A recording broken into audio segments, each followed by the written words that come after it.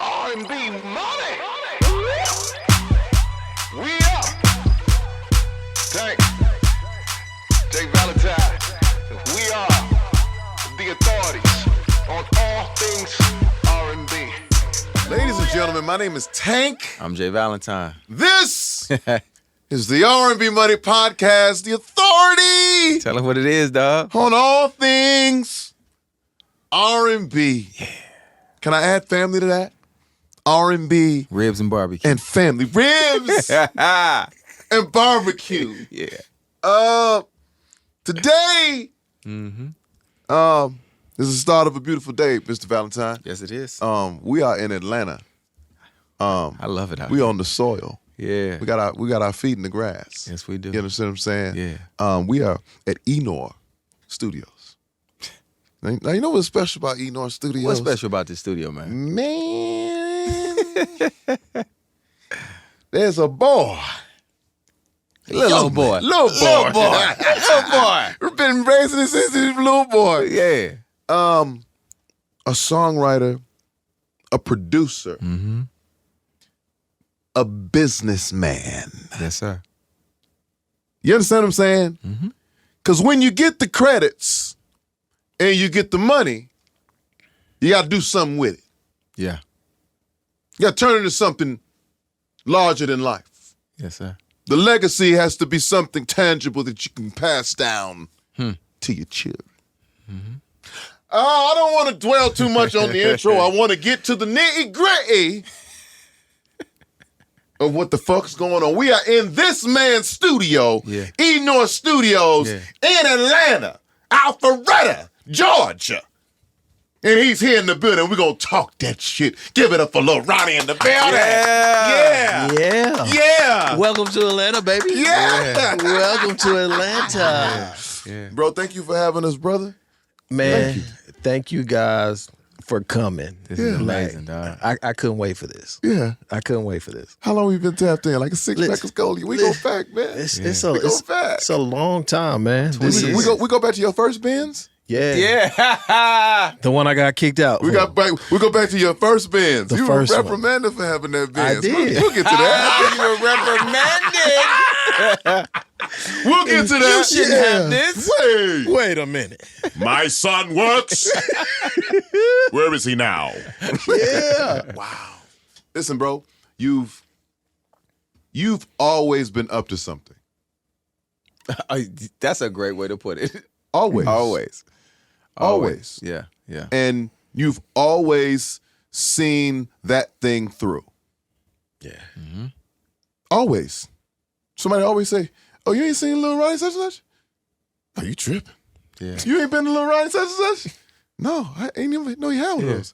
I got like 4 of them. You ain't, like, Yeah. you've always been that." Ronnie's the living boom boom room. He said, "You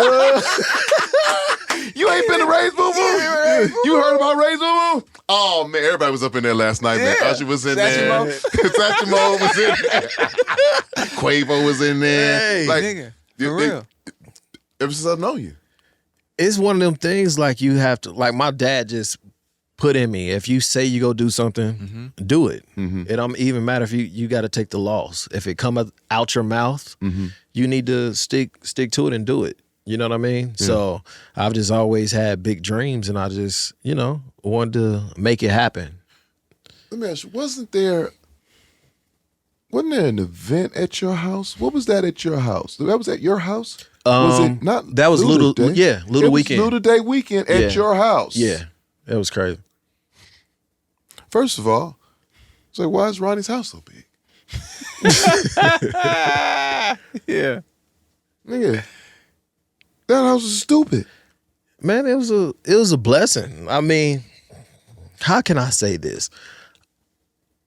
I just always wanted to make money, enjoy what I do, but also seeing all the people that blew money and got to a certain level and then didn't have it anymore, right? Nothing to show for it. Nothing to show for it. Yeah. So I always just wanted to, like you said, keep the legacy going, like do something with the money. Anytime I had a hit record, I would put some money over to invest Yeah. to go to another level. Yeah. You know what I mean? I invested some money at that party too.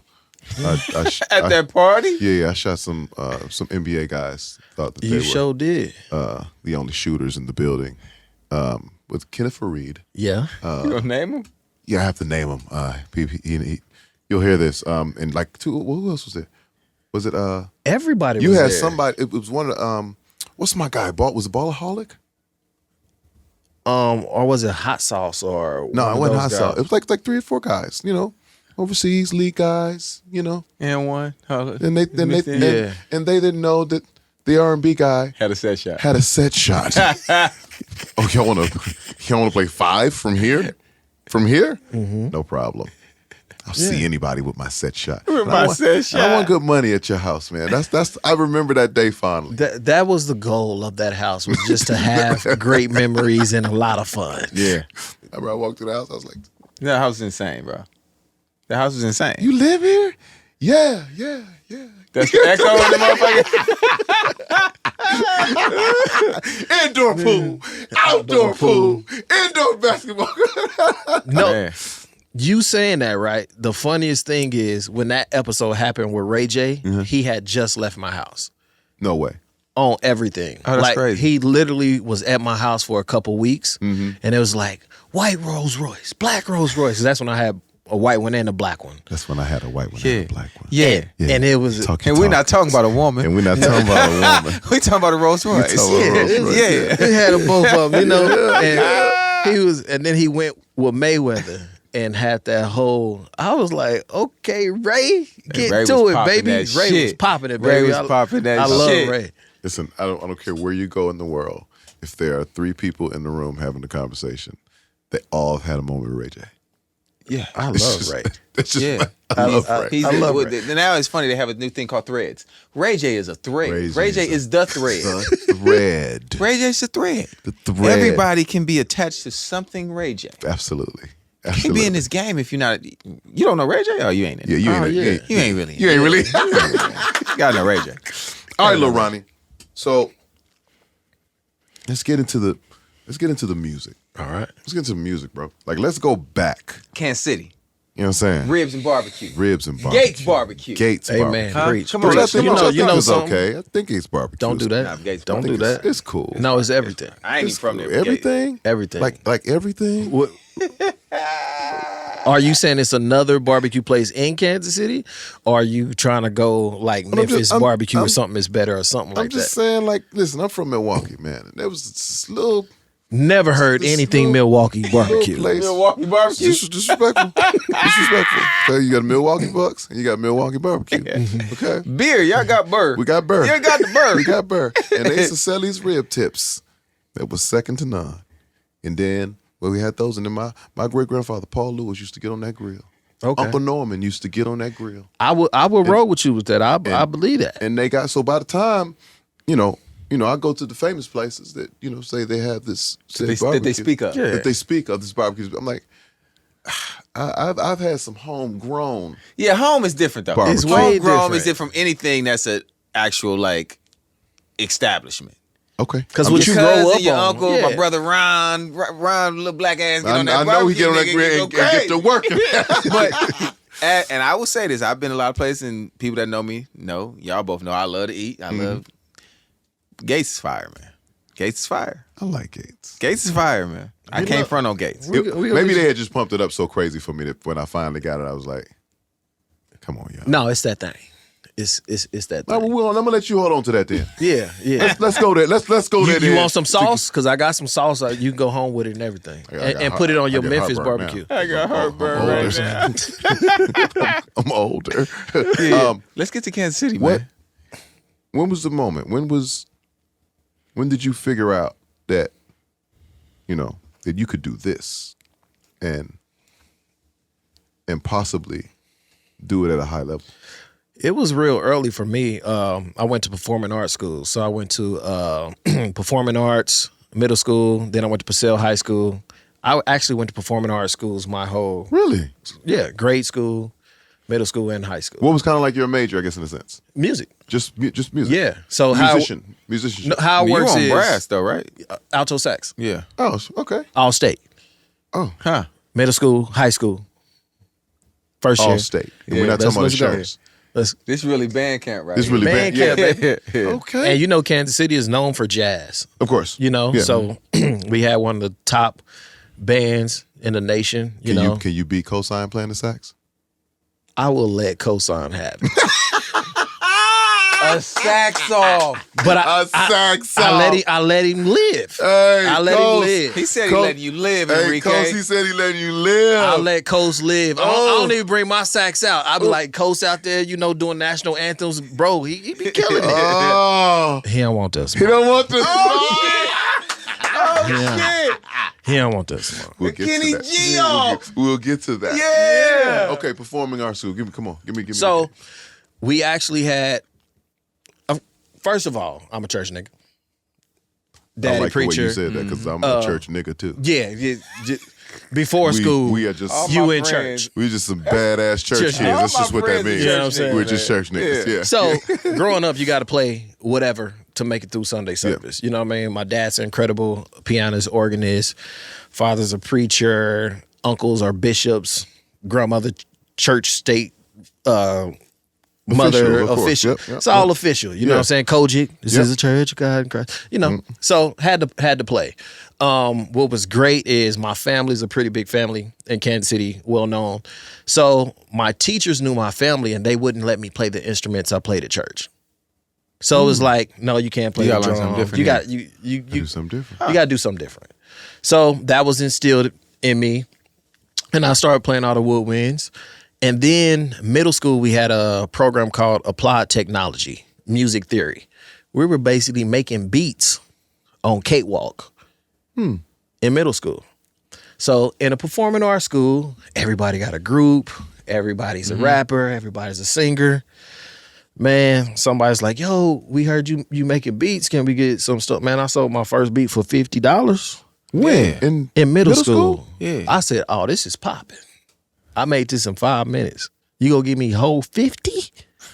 Oh, you was out of control. Oh, You was at the corner store acting up with that $50. man. It was, Honey buns on me. Hubba bubba. Honey buns on me. Hubba bubba. well, on you know, me. it's the extra money because we already made money playing at church. You know what I mean? Well, You you was actually getting made paid money in playing church? church. 'Cause Oh, I absolutely Most of the made. people that come on the podcast, they didn't really make no No, money in my church. pops But it was did. your daddy church, my though. pops did not play that. Like my pops will be like, however you go in, that's how you go in. So if you go in free, don't ever think about getting paid. But if you negotiate from the beginning and get what you feel is comfortable and they agree to it, you'll be set. I should have played at your father's church. Yeah, I didn't. wasn't no free, baby. We didn't do that. Father's church. We didn't do that. They got a bunch of slave labor out of me. Yeah. So I mean, after I was doing all that stuff for schoolmates and stuff like that, I never forget my homeboy Romeo Ronell. He was a big barber in the city, but he also had a label. And man, he started buying all my beats. All of them. It's called Barbershop Records. Start buying. Barbershop Nigga. records. I get it. Shout out to Romeo Ronell. Like he was the first one that was like, yo, man, you gonna make it. He was like, your music is musical. It's not the regular stuff that's going on out here. He's like, man, you putting music in it. And Like what year is this? this is I graduated in 2001. So this is 19 whew. You in middle school, I'm or in probably middle just school. a freshman in high school. And Yeah. he's buying all your Yeah, beats. buying beats. Are Like you the making these beats on mid-90s. Cakewalk at that? I'm making them at Catewalk at this time, right? So then what ends up happening, again, another, when your father plants seeds and do well with people, it was a cat named Don Juan. He was a big producer. He did all Tech Nine stuff. Like he still do a lot of people's, a lot of West Coast Yeah, I stuff know as him. well.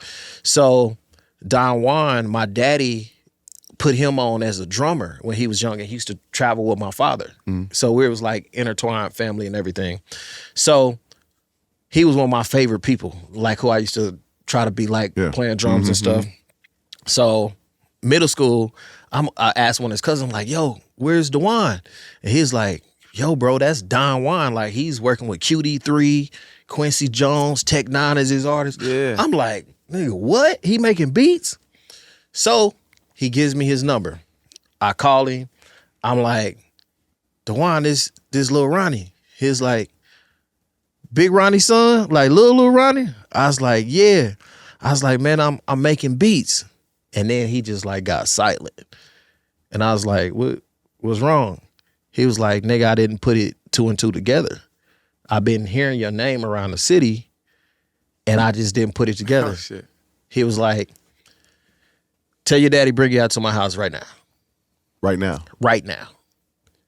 And he was in the suburbs. He was making money. Get that bag, Getting that bag, Tech 9, just killing them. 57th Street Road Dogs. Go out to his crib, studios and home studio, incredible. MPC 3000s, Tritons, Trinities, DAT machines, everything you can imagine, right? And he looked at me, he was like, yo, Pops did wonders for my life. I'm going to help you out. Do the same thing. This is what you need to do. I'm going to give you all my sounds to my MPC. You going to have all this. You know, that's a big thing. Yeah, it's a big thing. Starting out as a producer, trying to use the Triton drums or something like that. You And he did, sounds. bro, gave me his like, You had to pay for those sounds. People were selling Yeah. sound packs. no, it was crazy. Yeah. So he basically gave me the blueprint. He's like, get you a Triton, get you this, get you that. And then I was like, yo, this shit expensive. So I had to get a job. I worked at White Castle's, Church's Chicken. They was all at one. Love Church's Chicken. Was a lifeguard. And that was the difference too. Like all your friends would be like, bro, why you working? It's like, man, how am I supposed to pay for this equipment? Right. So just start hustling, man. But that's where the hustle starts, right? And that's Absolutely. where you identify whether you're serious about this shit or not, whether you really got passion for it, what you're willing to do, you know what I'm saying, in terms of doing what you have to do to get to what you want to do. Right. I tell producers all the time how easy they have it right now. Like that you can just go get some drums off of a website.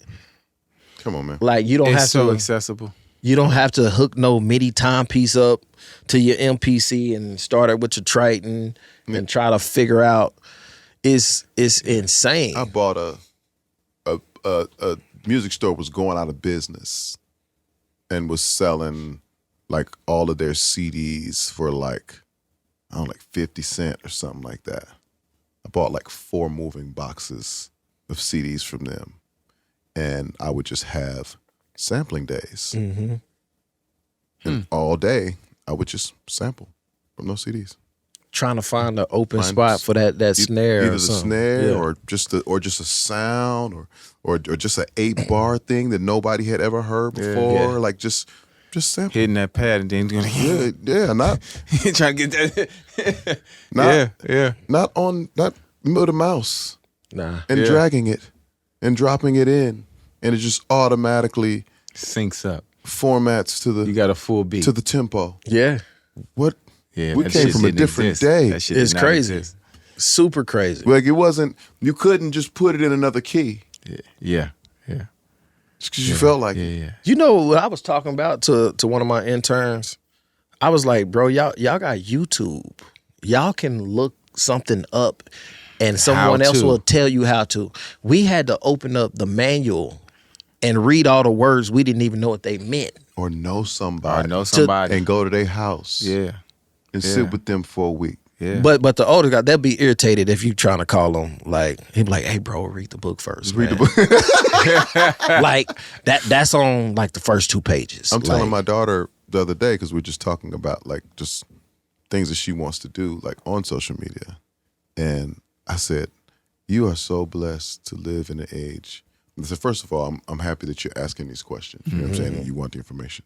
I was like, unfortunately, some of this information I don't have. I said, but guess what? There are tutorials. Thousands of tutorials. How-tos. On how to do anything. yeah, Are you kidding me? Yeah. it's crazy. I say, you are young. You are still absorbing. Search out the information you want and download that information. Yeah. I wish we had, man, what? We got it now. That's how our We parents still be talking to have us. this shit. If Nah, I but had what that's y'all the thing. had right now, I'd be a It's billionaire. the truth, though. Yeah, it is. Yeah.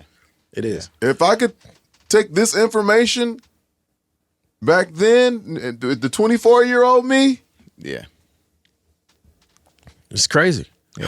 Or if I could bring the 24-year-old me with that talent and that drive and that energy this space into now. this space right now. I was a maniac. Yeah.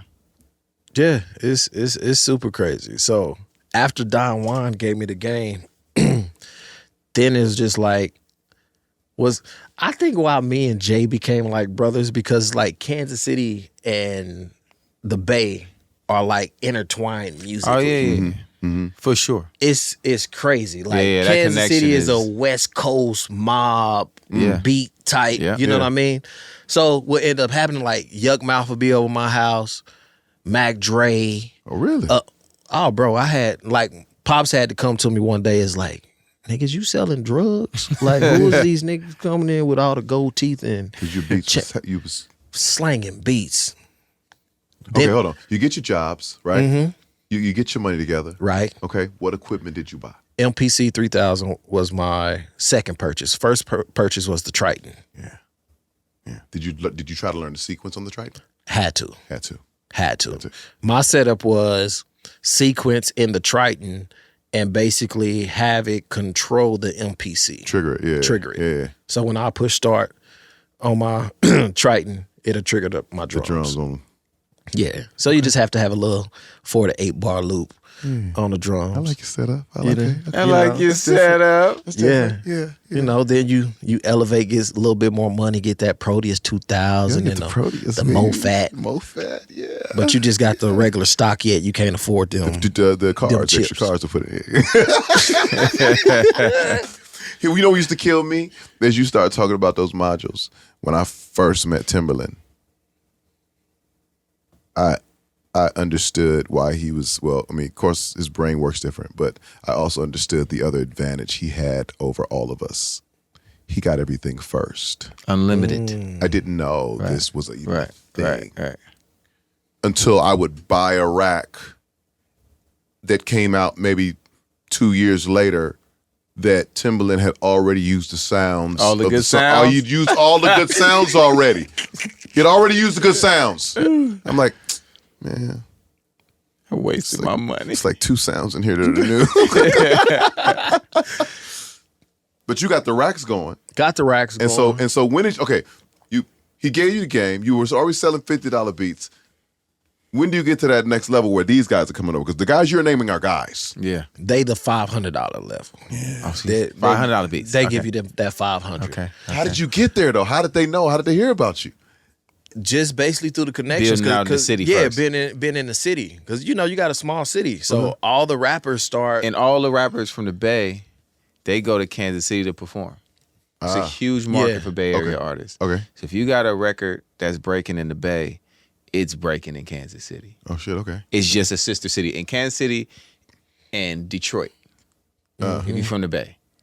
You know what I'm saying? Like E40, Too Short, Be Legit, Everybody. San Quinn. Yeah. All of these artists that were huge in the Bay and were staples there, Kansas City was an immediate go-to. Okay. Okay. Like you had to go there. Because our 2 big rappers at the time was Tech Nine and Rich the Factor. So they were like everywhere. You know what I mean? And they do shows together. They like it really is. They sister cities. Yeah. For the most part. I mean, for the most part, yeah. Yeah. So it got jumping pretty fast. But like they had money. So it wasn't they would come by one beat. They'll come by 10, 15 album full of beats at a time. Because at that independent game, they And was how just, old are you at this point? I'm like 16. Selling $500 beats. I'm rich. Yeah, you are. In the bundle. Sell I'm them as a rich. bundle too, though. I'm rich. 10 of them. So 5,000. 16? I'm killing them. Oh, yeah. You was cooking. I'm rich. You can't tell me nothing. What was your first outside music purchase? Jay was getting ready to ask you that. I beat him to it. You beat me to it. Because you ain't got no rent. Yeah. No. And I was scared because Pops was like, okay, if you ain't selling drugs, like how much money you making? Right? So I got scared. I'm like, man, this nigga about to Take my money. Taxation. yeah. And he was like, no, just show it to me. So I showed him like 10, 15,000. And he was like, man, I'm proud of you. I ain't gonna ask you for no rent. I want you to be here safe. You know what I mean? Yeah. He's like, keep on going. It's like, as long as you're getting your money, I'm supporting. So what'd you buy? Bro, You more bought equipment. something. No, outside of you bought nothing outside of music. Nah, because Kansas City is dangerous. I There's couldn't. that. Yeah, it is. Can't floss on them. Man, what you about to do? Right. Like, nah. I would just buy more equipment. Then you got Digi 001 and that that teal Macintosh.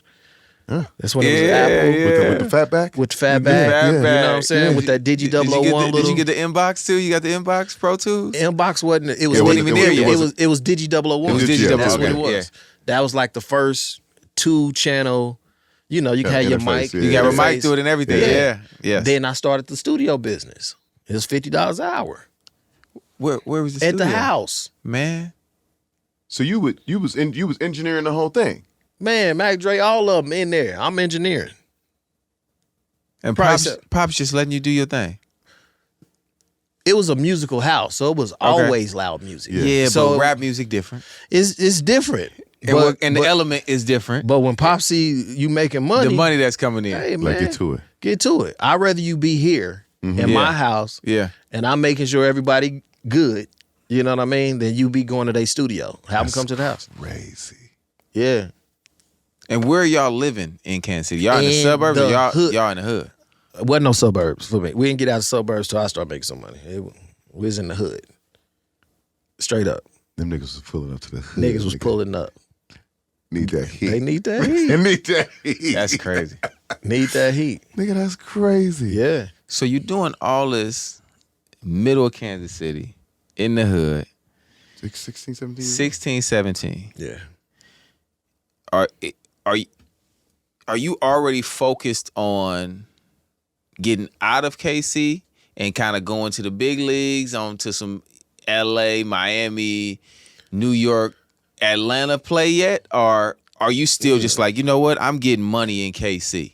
I'm not focused on that. Yeah, you always have that in your head, but you don't have the know-how.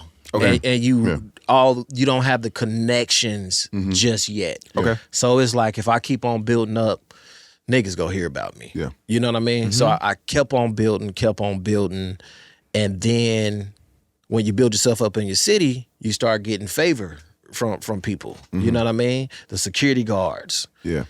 You can get backstage. Yeah. Oh, that's Lil Ronnie. Yeah. Then that started giving me opportunity to meet the celebrities when they would come in. And then I had the advantage of having cousins that were signed to R. Kelly. Oh. Keith. My cousin My Keith dog. Morrell. You got Marlon. You got Bishop, Young Don. You know what I mean? Ernest Dixon. Yeah. You know? So Yeah. they had already had that experience, but then they were back in the city. Like, you got to understand, Bishop Ernest Dixon wrote Studdard, Yeah. you know, for Joe. Yeah. He wrote Liar, You're a Cheater. You Yeah. know what I'm saying? Heartbreak. So it was like, bro, Mean. For Ideal. when he would pull up, he had that's when the Navigator first came out. I love that when it first He spent came. that 100,000. I'm doing this. He rich for real. So you had that, right? And they will always come over. You know what I'm saying? And we would make music and do different stuff. And what's crazy is they were R. Kelly fanatics. Right. I didn't even like R. Kelly's music then. I mean, I didn't get it. You know Right. what I'm saying? I was like, bro, he all right. How You know? old were you? 16, 17. Yeah, you wasn't. Yeah. And I really didn't listen to secular music like that. Not Yeah. because my parents were strict and said you couldn't listen to it.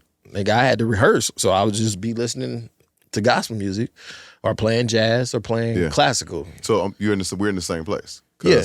Except he was doing music for the Bay Area rappers too, though. Right. I mean, he had that element, but I know why he didn't get R. Kelly at first.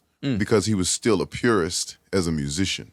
Yeah. Okay. You know what I'm saying? And he was still very much in that element. So when I first heard R. Kelly, I was like, who's this dude singing flat and sharp? Yeah. Just all over the place. What is this? Like, I didn't catch it at first. And then one day I was like, oh, he's awesome. Yeah. Yeah, he's that guy. He's that guy. And I used to, listen to a lot of unreleased records because they would have Gotcha, them. gotcha. You know what I Yeah. mean? Like it was a version of "I Believe I Can Fly" that I don't even think people have ever heard. Like it just went to 10 different places and was like a full story. So with them having that experience, you know what I mean? They would come in, write with me, sew with me, and everything. They had got out their deal with R. Kelly. They were back home. Then that's when the opportunity came with Jermaine Dupri. So basically, JD, we end up getting backstage. It was a Scream tour. And my cousins, they sung for JD. JD was like, yo. Nah, them niggas cold. Them niggas cold. Talent. Yeah, Them talent. niggas cold. You know, they on the Tupac song, that's just the way it is. That's talent. And Jermaine was in between his deals at the time. He had just left Sony, and then he ended up getting his deal at Arista, right, with LA. So he was like, man, it's my word. Once I get my next deal, I'm going to come back and rock with y'all. Yeah. And he was like, And we forgot to shout out Earl. Earl, We forgot to shout out Ernest's brother Earl. Can't Yeah, forget yeah. Earl. Yeah, Earl was can't- cold. To me, he was the JoJo of their group. Absolutely. He was the JoJo of their group, in my opinion. So Yeah. yeah. I got to shout out Earl because that was my guy too. So we go through that whole situation, and Jermaine actually comes back, and he was like, "Who's doing all y'all music?" That's like our cousin, and that's what put me on to that next level. Yeah. Now, when I got on that website as a So Deaf producer, prices went up. Oh, that's what happened? That's what happened. Okay, so they added your name to the production crew. They had the On the whole website. list. So Okay. now I'm Yeah. in Kansas City, Yes. signed to So Deaf. Yeah. Oh, Yeah. You want these so deaf beats? You walking around different. Oh, it's different. You walking around It's different. You still different. ain't 18 yet. No. Oh, I love it. Shout out to my man Chuck 2 for 5. Yeah. You know what I'm Yeah, saying? two for 5. 2 for 5. Yeah. It was Yeah, man, hell yeah. it was 2 pictures for $5. I'm telling you, man. Telling you. You gotta learn how to hustle. You gonna be all right. You gonna be all right. Yeah. So it was like, man, my family had did so many solids for a lot of people. Like when I was coming up, everybody just wanted to help and support. You know what I mean? That's dope. So that's the Kansas City gist, man. But yeah, when So let's get where Jay's trying to get to. How do you get out of Kansas City?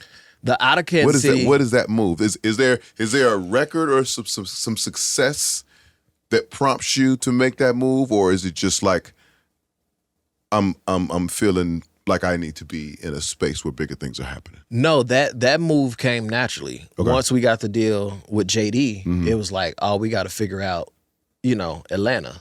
It was more or less. So you went to Atlanta first before Yeah. you came to LA? yeah. Remember, I had already bought a house here. Oh yeah, you did have your spot here. Yeah, I had a house even before I came out to LA. Yeah. My first house was like $250,000. I remember when houses was that. Yeah. When houses was that much. I remember because Karan and Jimmy, when they was playing with the Falcons, they both had those houses. I was like, man, how much you pay for these houses? Like, yeah, this one's like $2 something, and it was like, what? Yeah. What? Yeah. Yeah. Like 4,000 square foot houses. I was like, what? Yeah. Crazy. Yeah, so this is part of that. Now you trying to figure out how to move and be down. Yeah. Because now you have access. Absolutely. And that's how me and Bao became so close, because we was the youngest niggas at So Deaf. You know what I'm saying? And he'll be in there mad, JD in there with Usher and Mariah. He like, man, nigga won't give me no beats. I'm trying to write my own songs. I'm like, bro, I make beats. He like, you got studio too? Yeah. Then we got to it. So that was the. So where was your studio when you got to Atlanta? It was in my house. At the It was crib. in your house. It was in the house. Yeah. I had a nice spread. Hey, nice You know what I'm spot. Now, saying? yeah, I remember. I do remember. It's nice. Got the studio. I already got all my equipment. Yeah. You know what I mean? So now it's just And you the full beat maker, engineer, songwriter. Like let's go. So how much time do you spend in Atlanta before you come to LA? Atlanta, it was just working, having a place, and the connection again. Damon Tomlin comes in the picture because he knows my cousins, right? Because they were with Damon before they were with R. Kelly. Correct. Right. So that story is. You know, I was at the house the day the day the car service came. I was there. So you gonna tell the story? Nah, I'm gonna let you. I'll. You'll jump in. Yeah. This shit was great. This shit was great. There was a battle between signing with Babyface or signing with R. Kelly. Yeah. Somehow R. Kelly wins. A car pulls up In the middle of in the the night. middle of the night. In the middle of the night. I woke up, them niggas was gone. Cause we all there. We all, there's like a studio house. It's a whole, nigga, it's boys club. Like we working. When is this? Everybody's working. This is 90, 99, 98. So they're in LA. I don't know, something like that. Yeah. Yeah. They're in LA. This would have been their second time in LA. At Damon's house. Yeah. And they about to sign with Babyface. Mm-hmm. And, you know, it's deal was done. Deal was done. They just got a son. But them is my niggas. We done created our own friendship bond as brothers. Niggas like, this nigga Kales, dog. You know, nigga, country Kansas City nigga. Fucking this nigga Kales, dog. Nigga Kales. I'm like, y'all really about to go to Chicago? Y'all out? I'm like, man, that car come, nigga. We gone. I'm like, nigga, y'all about to pretty much sign tomorrow. Like, y'all pretty much about to sign y'all deal tomorrow. Y'all done met with Babyface. Babyface love y'all. It's a wrap, nigga. He ain't R. Kelly, nigga. You know Ernest crazy. Yeah. Crazy. That nigga, chaos, nigga. They was gone. That car came in. Nigga, I woke up. I probably woke. You know, I rise early, nigga. I'm up early. No matter what time I go to sleep. By the time I woke up, crack of dawn, them niggas was out. I'm looking around. I'm like, and I already know what's up. Nigga, Damon, he like, nigga, where the boys at? They gone, bro. Out cold. So they was probably on a 6 a.m. to Chicago. Left at 4. Left Left at about 4. 3:30 to get there 2 hours before. Yeah. They gone. Need y'all in Next time I Chicago talk now. to them, they call me. They in Chicago laughing. We just hoop, nigga. We just finished hoop. Rob, nigga. I said, oh, these niggas. Gone. So Yeah. that's the connection from Damon. So you know, they like, oh, Lil Ronnie, he popping in the city. Like it's going down. You know. Yeah. He was so deaf, blah, blah, blah. Damon calls me. And he like, talking shit, Damon. Man, how you gonna be from the hometown in Kansas City and you supposed to be the hottest nigga? Nigga, I'm the hottest nigga. I'm from Kansas City. He like, you need to be down here with me, nigga. I'm like, bro, what you mean? Be down there with you. He's like, I'm like, bro, I'm with JD. Look at the charts. You need to be down here with me. I was like, all right, man, I'll fly down there. So I end up flying down there, nigga, and didn't come back. You just didn't come back? Well, I had a house here. Yeah. You know what I mean? No, I got but that. yeah, it was just like Once you got there, you was like, okay. it was a different experience, man. It was like, and this is how I met Jay. Like my first day up there, Jay, the youngest nigga there, right? I'm this little country nigga from Kansas City. I'm coming in, and Damon immediately says, Jay, I need you to take care of him. Yeah. So from then, you know, we find out he from the Bay. I'm like, nigga, everybody be at my house. He started naming Yeah, all the niggas. yeah, I'm like, yeah. oh man, that's the homie. That's my cousin. Right. That's the, like, All right. Yeah. So it's like we instantly became and family. then I also knew the group. Got His actual cousin. Yes. So we just had a immediate bond. Yeah. Yeah. Yeah. So it just kind of went from there. Is that when I met him? Or was that after? No, you met him around that same time too. Same time, right? Yeah. Around that same time too. Yeah. Yeah. That's when, man, that building was amazing. It was amazing. It's amazing. Listen, I remember going there because I was making money, but I hadn't had any major hits yet, right? And I was just in there talking to Tony one day, Tony Dixon, man. And I was just looking at his plaques and looking at everybody's stuff. And I was like, bro, I just want a plaque. I just need one. And I'm telling you, if I get one, I know how to make it. You know what I'm saying? Yeah. I'm a multiplier. I know how to do it. And Tony looked at me and started laughing. He was like, be more concerned with the business. Your plaques are going to come. Take care of your business. And that stuck with me. Wow. Like all this, them plaques, nigga, you can have a plaque with no money. You can have a lot of plaques and no money. A lot of plaques and no money. But if you take care of your business, you will survive longer than anybody. And that's really been my motto. I ain't never even told Tony that. Like, that's been my whole motto. Wow. That's great. Yeah. You have to watch your business. Man. I tell people every day, I'm not in the music Well, that's industry. what got him kicked out. Watching his Because business. you was watching your business. Oh, absolutely. So yeah, let's move along to because when you got there, because here at the R&B Money Podcast, we like to give the truth, the whole truth, and nothing but the truth. Absolutely. So help me. So help me God. because I can attest for this.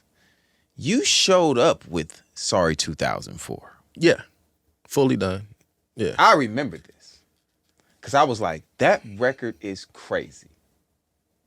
This little My sorry 'cause for. Yeah. because that nigga had that record, and that's what Damon was like, nigga, you gotta hear this record he got. Nigga push play. I said, man, what the fuck? Who wrote that? Eric Dawkins, Tony Dixon. He had the track. the whole crew. Yeah. The whole crew. I had the beat was made. He had the beat made. Yeah. So not that, I'm sorry. Yeah. The beat of it was made. And then the guys got to it and did their shit to it. But the Because beat you was- notice that didn't sound like an underdog record. It's a little bit different. It became it was a shift. It was a shift. It became the Sonic, though. Mm-hmm. It became part of the Sonic. You know what I'm saying? Like, whatever you brought to it, it was now, okay, we're going to move forward with some of this. Just saying. With some of this. Just saying. No, but, Yeah. but that's also smart business for the team itself, for the underdogs themselves and ourselves to being able to adjust and you know, to where music was going. Like, you hear that? We need and more it took of and it took an 18, 19-year-old Yeah. to come in there Yeah. who really didn't know. that. Yeah. You didn't know. Nah. You got a beat. I was just making You got some beats. music. Making beats in the hood. That's, You know what I'm saying? But and Damon being able to identify sonically, Damon and Harvey. yeah.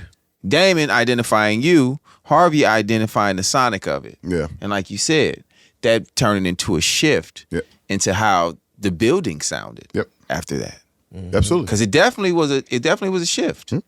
There was a shift that happened. Yeah. It's crazy. He said it's crazy. It's crazy. So go ahead. Nope. You know, Okay, all right. Give us that process. You come in there, you got this track, and now these songwriters that you've heard their songs, you heard, you know, the things that they've been doing, these producers, they hear this song, and now everybody wants to help you finish this. This was the most amazing experience I had ever had. Because you're just not used to seeing people work together, like bounce off each other. And you know what I mean? You got Eric Dawkins. Talk about Right, and you from the church too, so yeah, this You Dawkins already and know what Dawkins. he This is. Dawkins and It's- this need to know. It's a monster in the building. I was like, Monster. bro, you write R&B too? 'Cause I didn't know. I knew who he was, but I didn't know the position he played. And seeing everybody, and what was cool, right? Everybody in there were basically hybrids. Yeah. Could Yes. write songs and make beats. Yeah, Everybody. Yeah, niggas had their rooms. Everybody had their own Yeah, room. yeah. Niggas could really finish Yeah. the songs by themselves. Yeah. But it was this thing, you walk past somebody's room and you heard that, and then all of a sudden the group would just Everybody migrate to the room. migrate to the room like, oh, this one it Ooh, for let the me put a night. lead on that. Yeah. Yeah. Ooh, pull up some bells. Yeah. Like Yeah. it was Yeah. like the craziest collaboration. It was Yeah. it was so cool, bro. It was the coolest thing I had ever seen. Because you're just not used to seeing people collaborate like that. And everybody had they positions. You know what I mean? So I was just like, bro, Damon Harvey gave me a room. I'm like, oh, I'm an underdog. It's on. And then just to see the star power that was going through there. Yeah. And I had that first room. So a lot of them will hear something and just peep in. I'm like, oh shit, that's Tony Braxton. Like, oh, that's JoJo. Oh, Tanky's up here every day. Right. Like, and we're playing Halo. We are absolutely playing Halo. We are absolutely. That shit used to make my head hurt. I'm like, you niggas. Ugh. No, it's crazy. I can only play for And like I just seen 10 Tyrese minutes. in the parking lot. Right. That's Yeah. what it was. It was nuts. Every artist you could think of. Everybody you can think of. So, man, that time, it was crazy. But the experience, I tell anybody, the underdog situation really taught me how to make songs. Mm-hmm. I went a beat maker. By the time I was done, I was a full producer and a songwriter. Speaking of your time, time wasn't very long. It wasn't. What happened, Jay? What'd you do? What did you? It's your do? episode, brother. What you do, All right. man? So back to the business. Sorry 2004 had came out, and at that time, what was only the second American Idol? Ruben was the second. Yeah, Ruben. Yeah. I think Ruben was the second. So it was the biggest thing in life. No, American Idol is yeah. Biggest thing in life. Yeah. And after they seen my percentage on the record, every publisher in the world was on my phone. And I had a brother that I could talk to. Him right there. It was him. Who was it Chuck? He was in a position at the time. Yeah, Chuck Bradley. Chuck Bradley. So I had all these people to bounce off of, like, I mean, because I wasn't signed to the Underdogs. You know what I mean? Gotcha. Yeah. I was actually signed to JD, but they never like gave me advance or anything like that. Right. So that had a time period, which I didn't care because I was able to do what I around, needed to do what you do do. just off the name. Like, and some people need to realize that too. Sometimes it ain't about the money. It's about the position you put in Yeah. to make money, you know? So everybody's calling. I'm talking to Jay. I'm like, bro, they trying to get me such and such and this and that. And then just so happened, probably the next day, Eric Dawkins is in a room and he just had a check like just laying on the table. And this was the biggest check I had ever seen in my entire life. And I was like, bro, what is that check from? He's like, oh, Christina Aguilera. You can make that type of money off music? He's like, yeah, man, just stay focused and keep on going. Real positive. Real positive. Eric Dawkins. Eric Dawkins, you know, Stick to it. stick to it. Yeah. So I'm talking to Jay. I'm like, bro, they offer me these crazy numbers. You know what I'm saying? I hadn't done anything, and I already knew about the business. I had read the book a couple times. All you need to know about the music business. And I got a call into the office from Harvey. Damien was nowhere to be found. He brought me in, but he disappeared somehow. He evaporated. He evaporated. Evaporated. Not, hey, we all need to talk. I go in the room. Principal's office. The principal's office. Yeah. I'm like, damn, what the fuck I do? You know? And Harvey kind of put the book down like, yeah, we want to offer you $25,000. I said, $25,000 for what? Well, you know, the song is doing well. I was like, I don't know if Damon told you, but bro, $25,000 ain't no money to me. Like I've been making money. I ain't got no hits, but them street niggas pay. Yeah. You know what I'm saying? Yeah. So I politically like, all right, man, I think about it, see what we could do. Bro, I'm telling Jay the numbers. Jay like, ooh, he's like, man, I just don't know what you like. I know what to tell you, but at the same time, it's just I was giving him all sides of it. What it meant to be there, and the opportunity to do more there, but then on the other side, this money that you're being offered is substantially it's life changing. Yeah.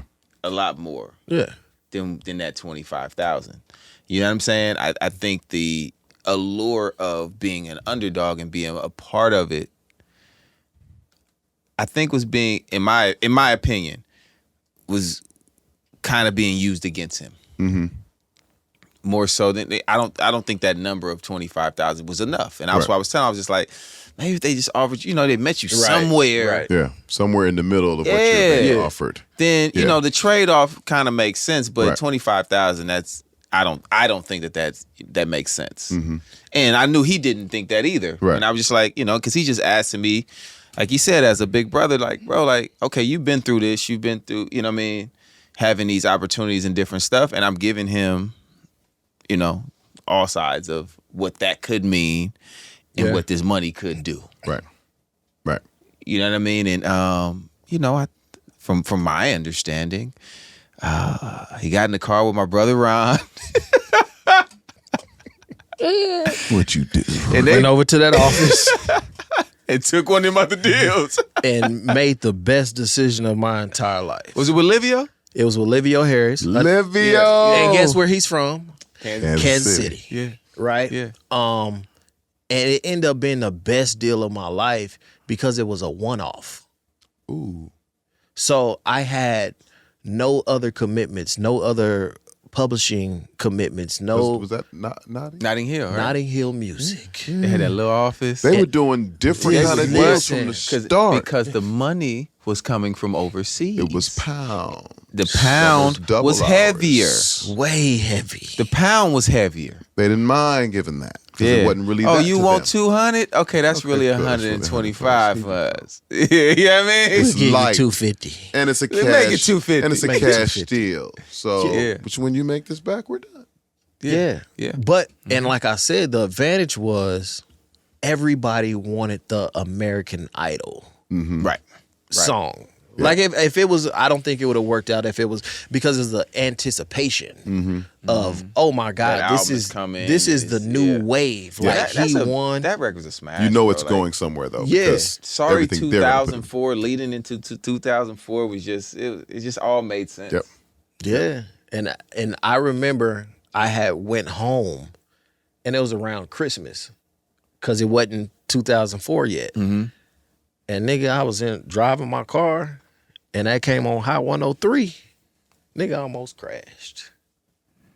Like to That's hear a feeling. That's Oh a different my kind God. of feeling. Like to hear your song on the radio for the first time. Not just because I would have local stuff on the radio all the time, but it wasn't the same. Like this was everywhere. Everywhere.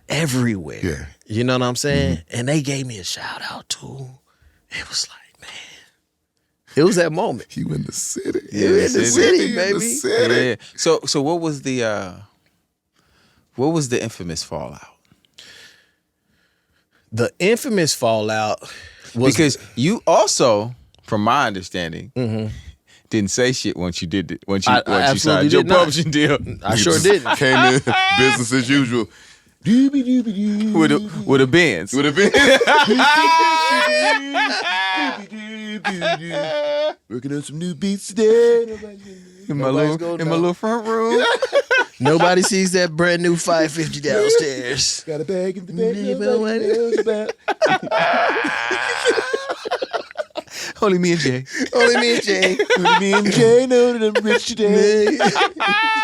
Yo, so business as usual. Yeah. And then weird stuff just started to happen. Just a lot of weird stuff. Like I think at the time I had Nivea come up to the studio. Yes. Yeah. And it was weird shit like this. Like I'm physically working in there with her and it was like a sample. It was something. And they got walk in the hall and Damon is making a beat to the sample I'm doing right now on the artist. Weird shit, man. So all this weird stuff just keeps on happening. And then shit, I guess Harvey got wind of it, and that motherfucker went down. It went down. It went down. How dare you? Listen, that was my business. And, No. I'm just saying. What the but, conversation probably was. But like, honestly, why I didn't feel bad about the situation, because they took a lot of the record. They didn't make the beat. Right. You took what you thought you should have had. Right. Now this over here is mine. It is. It's my decision to do what I want to do. Right. Because to take publishing and to now take publishing. Right.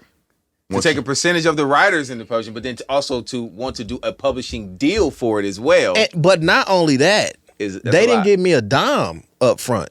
I didn't make 1 penny up front for that in song. terms of a producer's advance? Correct. Not 1 dime. So what I'm left with is mine. And I know they was probably getting 150 at that time. And knowing that, did you just, in your mind, you're like, I'm just going to take the producer side of it on the chin. I'm not going to get points as a, because to this day, you don't have producer points on Sorry 2004. No. It was, and that's even before you really understand what producer What it points, was, right. what it was. Or is. Yeah, couple years later, you're like, oh, them dirty motherfuckers. Yeah. You know what I'm saying? But at the time, you don't even know You what took that on the chin, though. You take it on the chin. Yeah. You got your publishing. You're on there as a writer. You know what I'm saying? They took they fees or whatever that was. So I didn't feel bad at all. Right.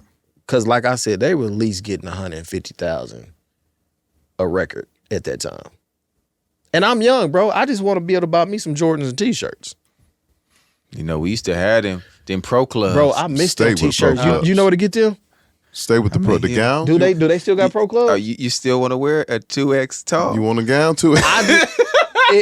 It was just a good thick Nostalgia? T-shirt. You want to get a smaller version of it Yeah, now? but it was a good quality I don't even know if they T-shirt. make them I don't even know if they make them We used regular. to be pro club down. Get a box. Was it at the swap meet or something? Yes, bro. swap Yeah, meet. yeah. Boy. I had the plug. The straight plug. 50 of them. Everybody, who wants? You need 5? You need 10. Okay, cool. So yeah, my folks gonna come drop They these gonna motherfuckers drop. off. 50 of them. 50 of them. That's all. T-shirts. That's all you wanted to do. Some Yeah. Jordans. DYTs, Yeah. J's, You know what I'm Air saying? Forces. And sometimes I don't think things are, from an experience standpoint, it wasn't all the way explained. Right. You know what I mean? Right. How it was going down. But that's and that's where it's 2-part. right. It's where we as the producers and the writers have to be about our business, know our business, but then we're also hoping that, kind of the people who are running this all I'm gonna take care of are it. kind of looking out. Right. Hopefully they're looking out for us. Because taking care you of us. look up to these people. Gotcha. Right? It's So- super. Yeah. Yeah. No, Yeah. it's hard doing business on the back end. Right. And it's weird doing business for some people on the front end. Right. So, but at some point you have to do it. You have to do it. But like I took all those as learning lessons, right? For sure. Now, just say right now, like my thing is if you have I'd rather have the conversation with you up front. Absolutely. Because nigga, if we get in together, we probably go get a hit record. That's how I feel. How we doing the business? What you feel comfortable with? What's your fee? How much do you get? Yeah. Oh, you get 5,000. I get a lot more of that, so we gonna make that to 12. Yeah. We can do that. That's not a big deal. We'll split the points. We'll do X, Y, Z. You know what I mean? Yep. And then it's your choice. It's just like a woman. Give them the option. That's my motto. Give them an option. You know what I'm saying? Give 'em option. So give the person the option To say yes or no. to say yes or no. Yeah. If they say yes, I don't want to hear shit It about is that. what it is. Nothing else on the other end. I tear people up every day. Like when they try to bring the sob story of how they got done wrong, I will cut a nigga off. Hey, Would you agree Nah, to? bro. Right. If that's what you signed and that's what you said, you need to stand on it. Yep. Yeah. They didn't do nothing wrong. They gave you the option and you chose to take that option. Yeah. Yeah. You had a chance right there to say, that ain't gonna work for me. Can I get a little bit more? Then I'll be happy. But you decided, Right. To say To what take you that deal. felt like you were worth. So I'm not with the sob stories of No, me neither. how you I got love done that. Me wrong. neither. I love that. You But know? that Yeah. night was funny as hell. That Go. night was funny as hell. Because Let's next go thing to I it. know, I look up and Ronnie's being escorted. What? Out the building. You weren't there that night. No, I wasn't. You weren't there that night. What you mean escort? Ronnie is being escorted out of the Edmonds Towers. By who? Security Everybody. It was a and dust Harvey. yeah. up? It was a dust up. Oh. It was and it wasn't. Cause Ronnie wasn't on some like, nigga, I'm fighting to be here. Ronnie was just like, all right. It was more me like, man, what the fuck? Nah, y'all can't kick Ronnie out. This shit ain't cool. It's me. It's always me. He ain't did nothing. He did nothing wrong. He did nothing wrong. Listen. So then the only fucked up part about the whole situation, they took my laptop. But was it fucked up? Because you had a backup. I did. It was your laptop? They took my laptop and they erased all my songs. But I had a hard drive with all their sounds and all of my songs. They took. Bro, they tried to erase his history my up there. whole history, bro. Yeah, they tried to erase Wipe his me history off up the there. planet. Yeah, but he had already had that over it. We had, you know what I mean? I had you feel me out North Ridge. I had you feel me out there by C-Sun. Yeah. Little studio house and shit. Yeah, I mean, Yeah. Where my little brother was staying. Yeah. And when that happened, I was like, I had a conversation with them. And I understood Harvey's position on it. Jay, he did this and that, and we can't trust this and that. I said, I get it. I was like, I get it. I said, but he had to do business. He took the better deal for himself. So if y'all holding that against him, I get it. It's cool. I said, but the way y'all went about it is, you know, I didn't like that. Mm-hmm. And if that's the way y'all gonna operate, I'm out too. my brother stood with me. I was like, I'm out. I was like, this, like, and I told Damon, I said, Damon, you, in a sense, you put Ronnie in my care. Right. Because by this point, Ronnie's people is my people. Mm-hmm. They know Ronnie staying at my crib in LA because he Yeah. didn't have a house in LA. He had his house in Atlanta. Yeah. I got an extra spot. I don't live there. That's my studio house. Mm-hmm. Ronnie's there. That's Ronnie's spot now. So y'all telling me, oh, Jay, you here, we still doing what we doing, but Ronnie gotta go, and like, no, nigga, that's not how I roll. So I was like, I'm out. Nothing to do with us personally, we cool. Mm-hmm. But business wise, I'm not rolling with that. Right. This my young nigga, and I don't think he did nothing wrong. Just think he did business for himself. Yeah. So I left too. Gone.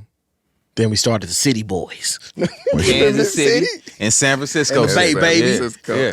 Yeah. We called the city. They called the city. We called ourselves the City Boys. This is before it didn't turn into what it's turned into now. This is 2004. 2000. Yeah. Yeah. You know what I'm saying? So like, this is before this whole City Girls, City Boys thing that they got going on and the twerking and all the beef. shit. Yeah, we wasn't about that. We was just really about, we was both City Boys. We was both from the city. And Yeah, it's real family, man. Yeah. Real family. Real family. I mean, We got real family stories. yeah, he's the other half of the Omarion Dice game story Yeah. that we told on the podcast when we hit. Hitting. Me and him took that ride to Las Vegas the same damn night Lost it all. and lost it all. Everything we won from O, we gave back to Las Vegas. But it's his fault because he's supposed to be the older one and responsible. You had a good supposed to time, tell though, you right? stop. He's supposed to be like, hey, bro, we up. We up. That was Like, at the let's dice table? just chill. That was somebody's What? dice table. They kicked our ass. He doing nigga. this. We gonna double this tonight. And y'all drove out there to double it. Man, bro. We barely had gas money to get back. What you got? When I say they kicked our ass, You got something on you? you know that Sil? silent ride home? That's what we took. Nigga, that's 4 hours back to LA? Crazy. Speeding. You nigga trying to get the fuck out of there, nigga. Fuck the shit. Me and Ronnie, nigga. No, It's crazy. Man, this nigga used to. Y'all took the Benz? Or you took the truck? Yeah, we was in the band. Yeah, it was in the Benz. It was in the Benz. Hold on. So tell about the business. I got to tell this story. Okay. Right. Oh, I know this one. Oh, I know this one. So Pops, I know this one. Pops like, son, let me get the Benz. That thing nice. I'm like, all right, cool. I let Pops get the Benz. You sent it back to Kansas City? No, He talking about my pops. Oh, okay. Ron Newt. Newt. Love this nigga, Yeah, man. yeah, of course. It's my nigga. Yeah, You know what I'm yeah. saying? I'm like, yeah, Pops, you can get the Benz. We was having a family picnic. Family picnic. Yeah. I'm like, man, go enjoy. You We'll know meet what I'm you saying? up there. We'll meet you in the up bay. there. Yeah. He took it to the bay. No, that wasn't the original plan. It's never. No, it was supposed to come back that night. Yeah. 2-3 days later, I'm like, Jay, Pop's coming back with the car? Like, where he at? He's like, nigga, I'll call him, right? He called Pops. I guess he was like, hey, nigga, you need to call Ronnie, right? Because I think he already told Jay. Jay didn't tell me yet. So Pops accidentally backed into something, right? So he was just thinking, let me get the car to the bay so And I can get it fixed. You know what I'm saying? So meet me out here, y'all coming up for the picnic. Yeah. Meet me out here. We get up there. The whole side and back of Ronnie's car is primer. Because they had enough time to fix it. They didn't have enough time to paint it. So it was like gray and you know the primer colors. Yeah, I know. Oh my God. It was fresh primer too. Fresh. And he like, man, son, I just didn't want to tell you I messed up. I was like, man, it's all good. It's all good. And then he looked at me and said, "Damn, Jay, my car." I'm like, "Fuck, man." Yo. I told you not to let him drive the car. I told you. Don't get my daddy that car. Don't get my don't daddy do that it. car. Don't do it. Don't you? Man, I'm like, man. Man. Did you ever get it painted? Oh no, Yeah, I yeah. just got it back and just got it fixed. It wasn't no big deal. It was the suspense, like he gone for 3 days. Go 3 days. And then the It car makes just sense, end up though. in the bay. It makes Yeah. It's on brand. Yeah. It was on brand for that to be Come what on it now. was. Yeah. Come on now, Now, so me adventures. and Ronnie was, nigga. So we start the City Boys. We writing and producing, and then one day, I walk in the house, and the door is unlocked, and I'm not the unlocked door nigga at all. Lock the doors in here. Mm-hmm. I don't know I don't be here all the time, but you niggas, what y'all doing? Lock the doors, nigga. And Ronnie's not there though. And it's a little young nigga playing the piano. He in there by himself. I'm like, you know me, I keep it on me. Yeah. I'm about to shoot this little nigga, man, at the piano. He's only playing the piano, Jay. Nigga that broke I in don't my care. house to play the Nigga piano. probably on some evil type shit, just playing the piano. Welcome home, Jay. They kidnapped Ronnie and the nigga on the Ronnie. piano. Ronnie's gonna die. Like in a 3 scene from minutes. Atlanta. I'm about to shoot the shit out of this nigga, man. I'm like, so I tapped the nigga on the shirt. I'm like, hey man, who is you? He like, I'm Ronnie's homeboy. BK. Brian Kennedy. Brian Brian Kennedy. Kennedy. Yeah. I'm about Kansas to shoot City. Brian, man. I'm about to shoot Brian. You One of the most talented niggas in the world. We need Brian. We need him, bro. We don't get these hit records and that without him. That's Kansas City, bro. We were still sticking together. Like, Sticking together? Like me and Brian went to middle school and high school He together. brought Ryan. I mean, he came. He brought Yeah. Brian to the studio. We meet Brian. Get cool. I get cool with Brian, man. And we just had like, we created a synergy over there. I mean, you know that because nigga used to come over. Yeah. Be like, oh, nigga, Tank about to pull up. Oh, Eric about to pull. It was funny because it was almost like we created our own little thing Yeah. out at the crib. It was like we was the outlaws and we had our outcasts. Okay. You know what I'm saying? But all the homies Yeah, were still we're still pulling up pulling and up, we yeah. were still rocking Yeah. together. And I remember Ronnie was like, man, I think I'm gonna go back to Atlanta. He's like, I think, you know what I mean? Like, you know, he reconnected with JD, started doing this shit out here. I think by that point, I don't know if you had met him already, but I had introduced you to him, but then then Shakir got Yeah, involved. You know what I'm yeah, saying? yeah. Because Shakir was my big homie. And it was and I'll never forget. he was like, nigga, come to Atlanta with me, nigga. Come stay at the house. He like, we going to kick it with Holy. I was like, Holy? Nigga, who's Holy? He like, nigga, Holyfield, nigga. I'm like, what we going to do? What we going to box, nigga? What He like, nah, nigga, Holy love music. He love music, nigga. We gotta go fool with Holy. So we fly out here. It's 4th of July. 4th of July weekend. Nigga, I get to that house. I had never seen anything like that in my life. The biggest pool, the biggest yard, the biggest everything. Yeah. I got lost. I literally got lost at Holyfield's house. Insane. You talking about motivation? Yeah. Oh, nigga. I was like, Ronnie, yeah, this is like you said, this is motivation. And talking to him, I remember he's telling me a story about going to Vegas and hitting him for a meal. Gambling and just laying it all on the bed. I'm like, what? That was a different kind of talk back then. You too. swam in $1 million? Yeah. That's different kind of talk. Different. So it's 4th of July weekend. What is Holy doing? He's throwing the biggest fireworks show in the state of Georgia. In his backyard. On Holyfield Highway. On Holyfield Highway. It was a Holyfield Highway. The It's nigga's still house named was so Holyfield Highway. big, he got on the phone, called his wife at the time so that she could drive him a peanut butter and jelly sandwich. Driving. We're still on the property. Oh, yeah. We talking about 200 acres, 50,000 square feet. Come bring me a sandwich. House is 50,000 square feet. 50,000. She drove it to him. Peanut butter and jelly. 200 acres? 200. 200 acres. That house is on 200 Yeah. acres? 200. Yeah.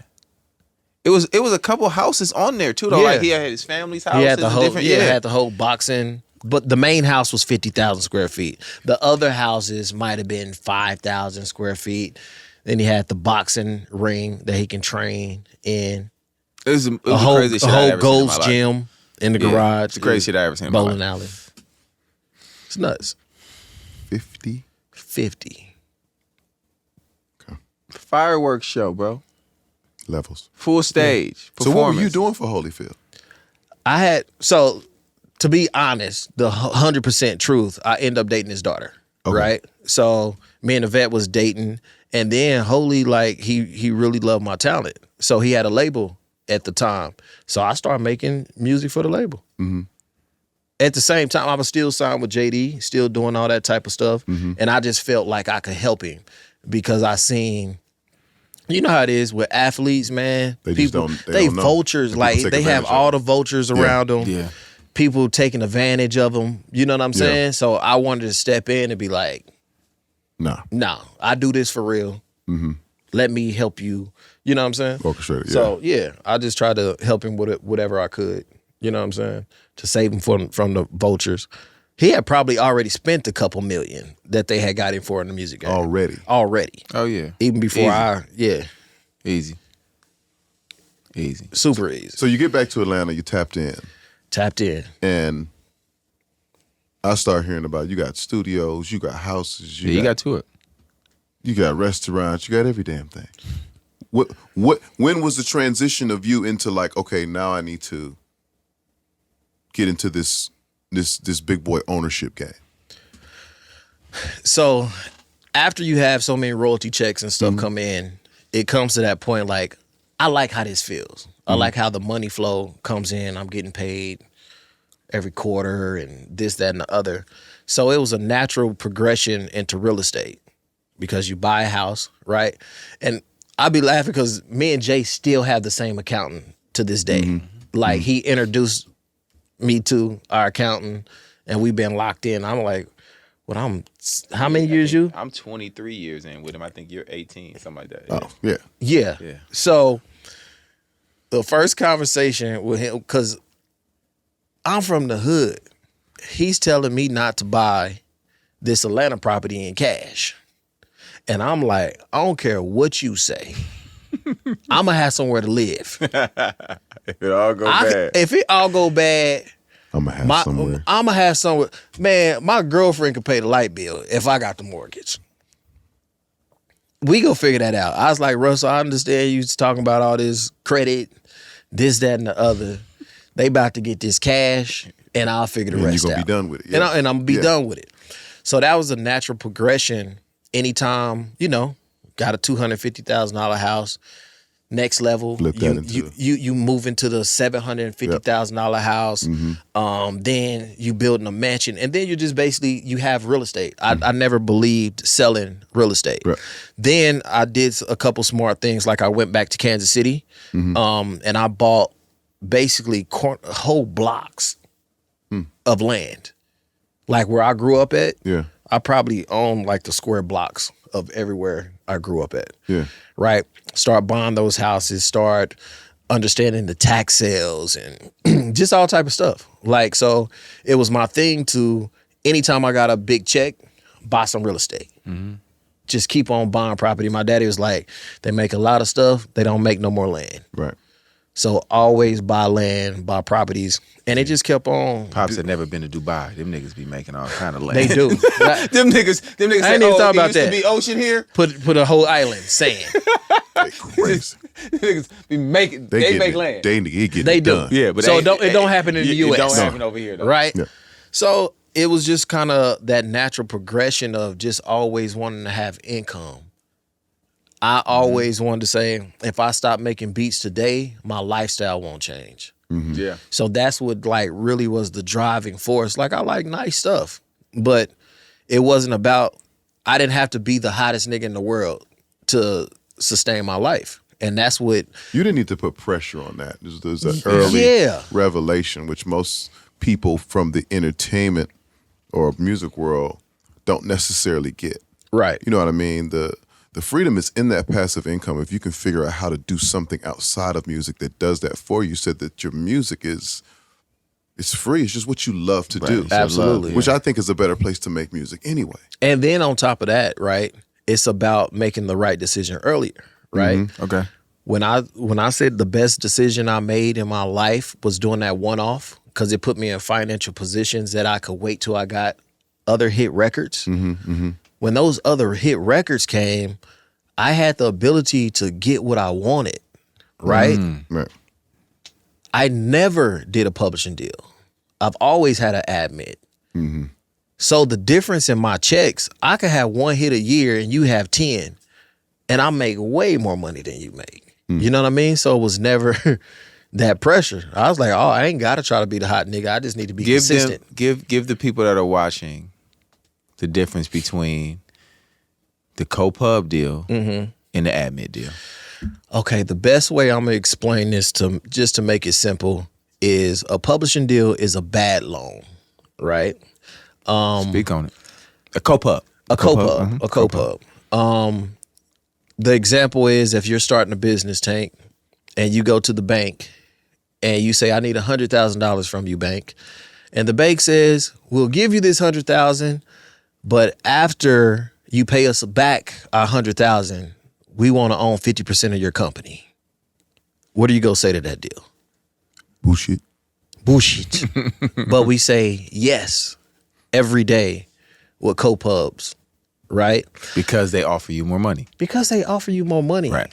But And we be needing the And money. you be needing the money. be needing it. So that decision early put me in a proper position to make a great business decision 'Cause for you the did rest the of my admin. career. Yeah. Correct. And give Which them what was- the admit is. Yeah. Admin is just basically giving them a fee to collect your money all over the world. That's it. Now, what people don't understand is you can get a hefty amount of money still by doing an admin deal. You sure can. You can get an advance Right. on an admin. You know what I mean? It might take your percentage from 10 to 15. You know what I mean? But if you need some cash, you can do that. I just always tell people, don't take the deal when you need it. Wait till they're calling you. And that's a lot of times with the everyday artist, producer, writer. That's hard. That's easier said. It's most easier said definitely than easier. done. Yeah. But me making that decision earlier that put me in a great financial position, I wasn't out knocking on people's doors. Yo, man, I need a publishing deal. Like, Gotcha. Yeah. it's like, no, we good. We good. Until the right deal came that you want. Wait till these other hits come out. Yeah. then it was game on. Well, I mean, you know, as we do this pod here Yeah. in Enor Yeah. Studios, which is Ronnie backwards. Yeah, man. Of course it is, because Just- my dad did it with the neutrons. It was Ron New. Right. Backwards is know. neutrons. You know I understand. That's what it's called, Ronnie? Yeah. Nigga still pimping. He can't get the pimp. He can't get the pimp out his blood. Can't get it out. What would you say with everything that you're doing is your end game? I don't feel Or that. not say end, or what Right. you're working towards. Um, Because this is amazing, by the way. I This appreciate is it. incredible. It is absolutely amazing. You just showed me 5 or 6 of the most dynamic rooms, recording rooms, studio rooms. And you showed me 2 official size ice rinks. And then you showed me a gym with steel weights. My buffers know what that is. My lifters know what that is. Steel weights. Okay.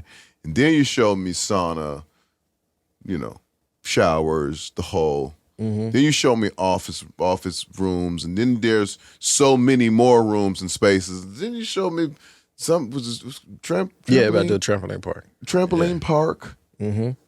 All this in your building. Yeah. What is? Because this is like one thing you're doing, Yeah. Correct. and let me stop saying end goal. What is the goal? The goal is just to build the legacy. You know, at this point, it's like I'm working for my kids. Yeah. You know what I mean?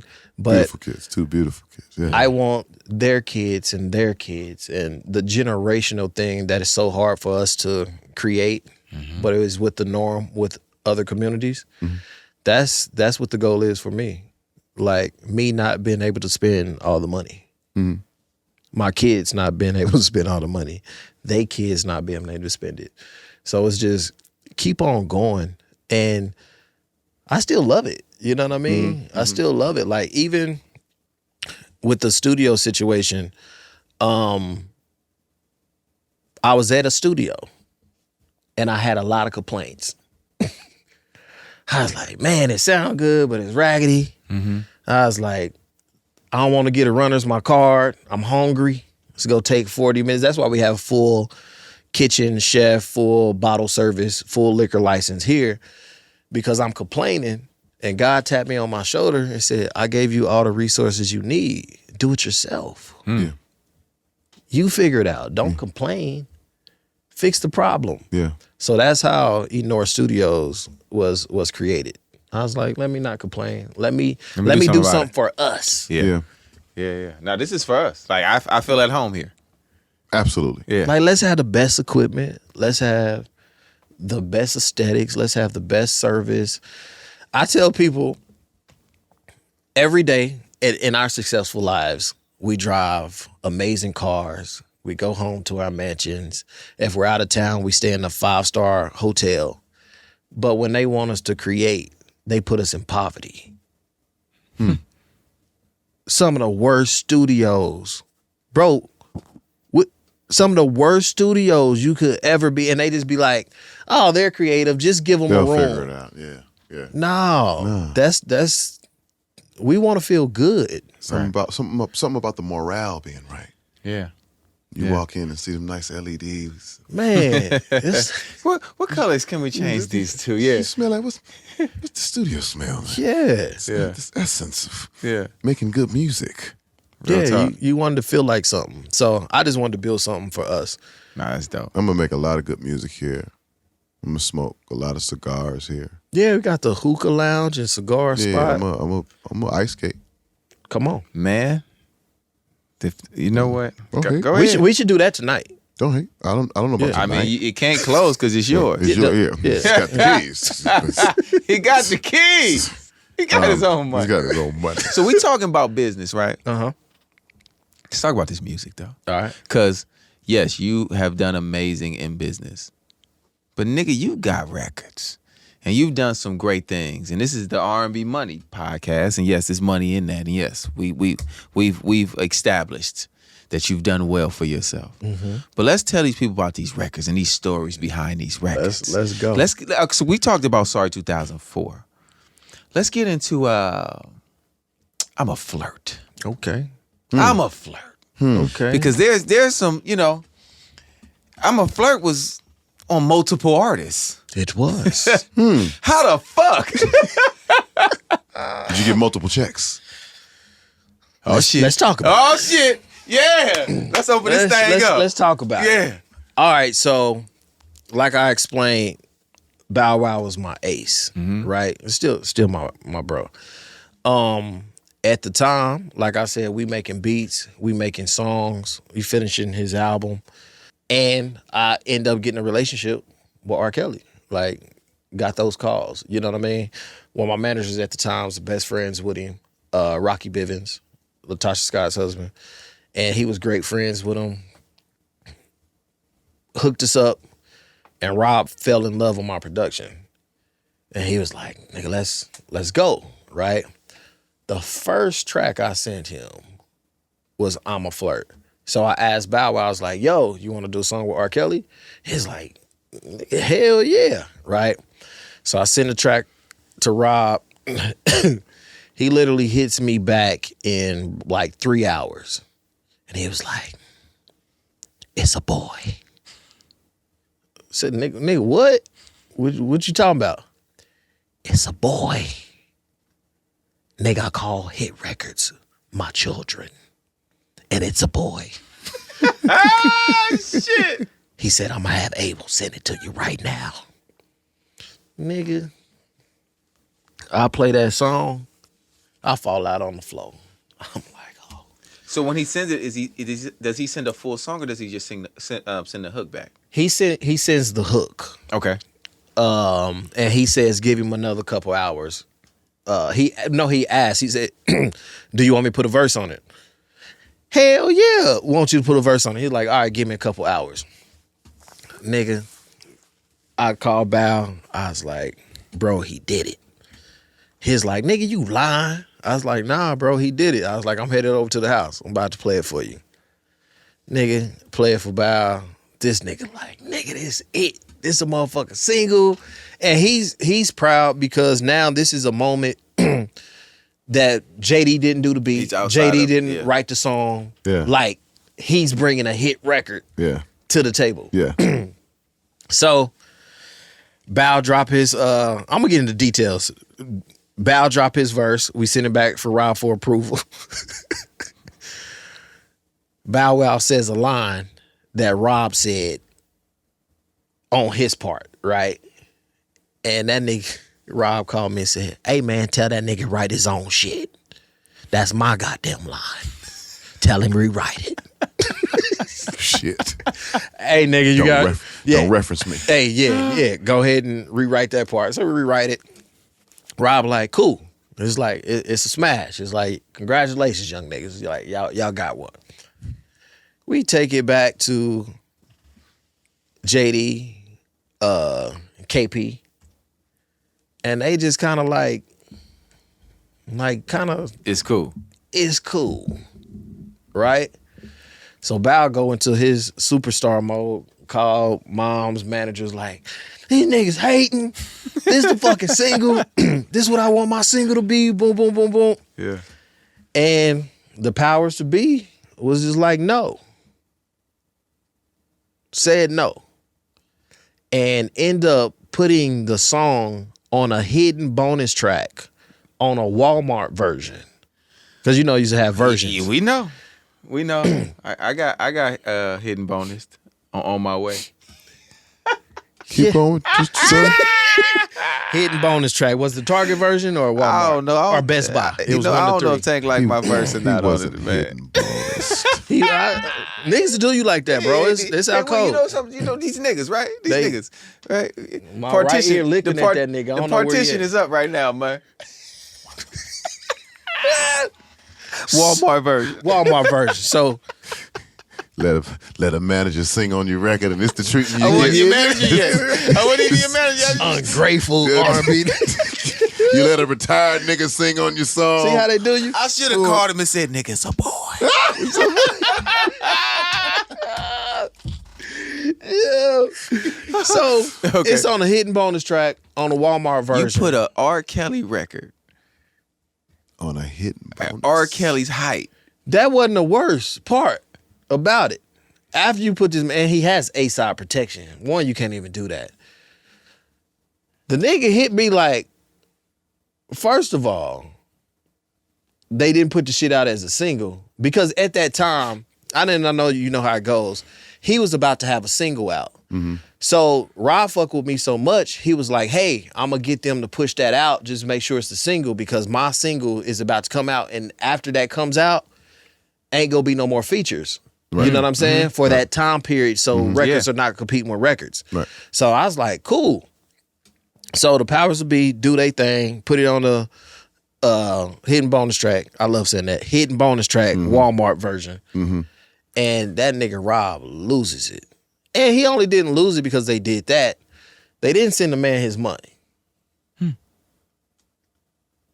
They didn't pay R. Kelly. He like, man, I ain't got my money. These niggas is disrespectful.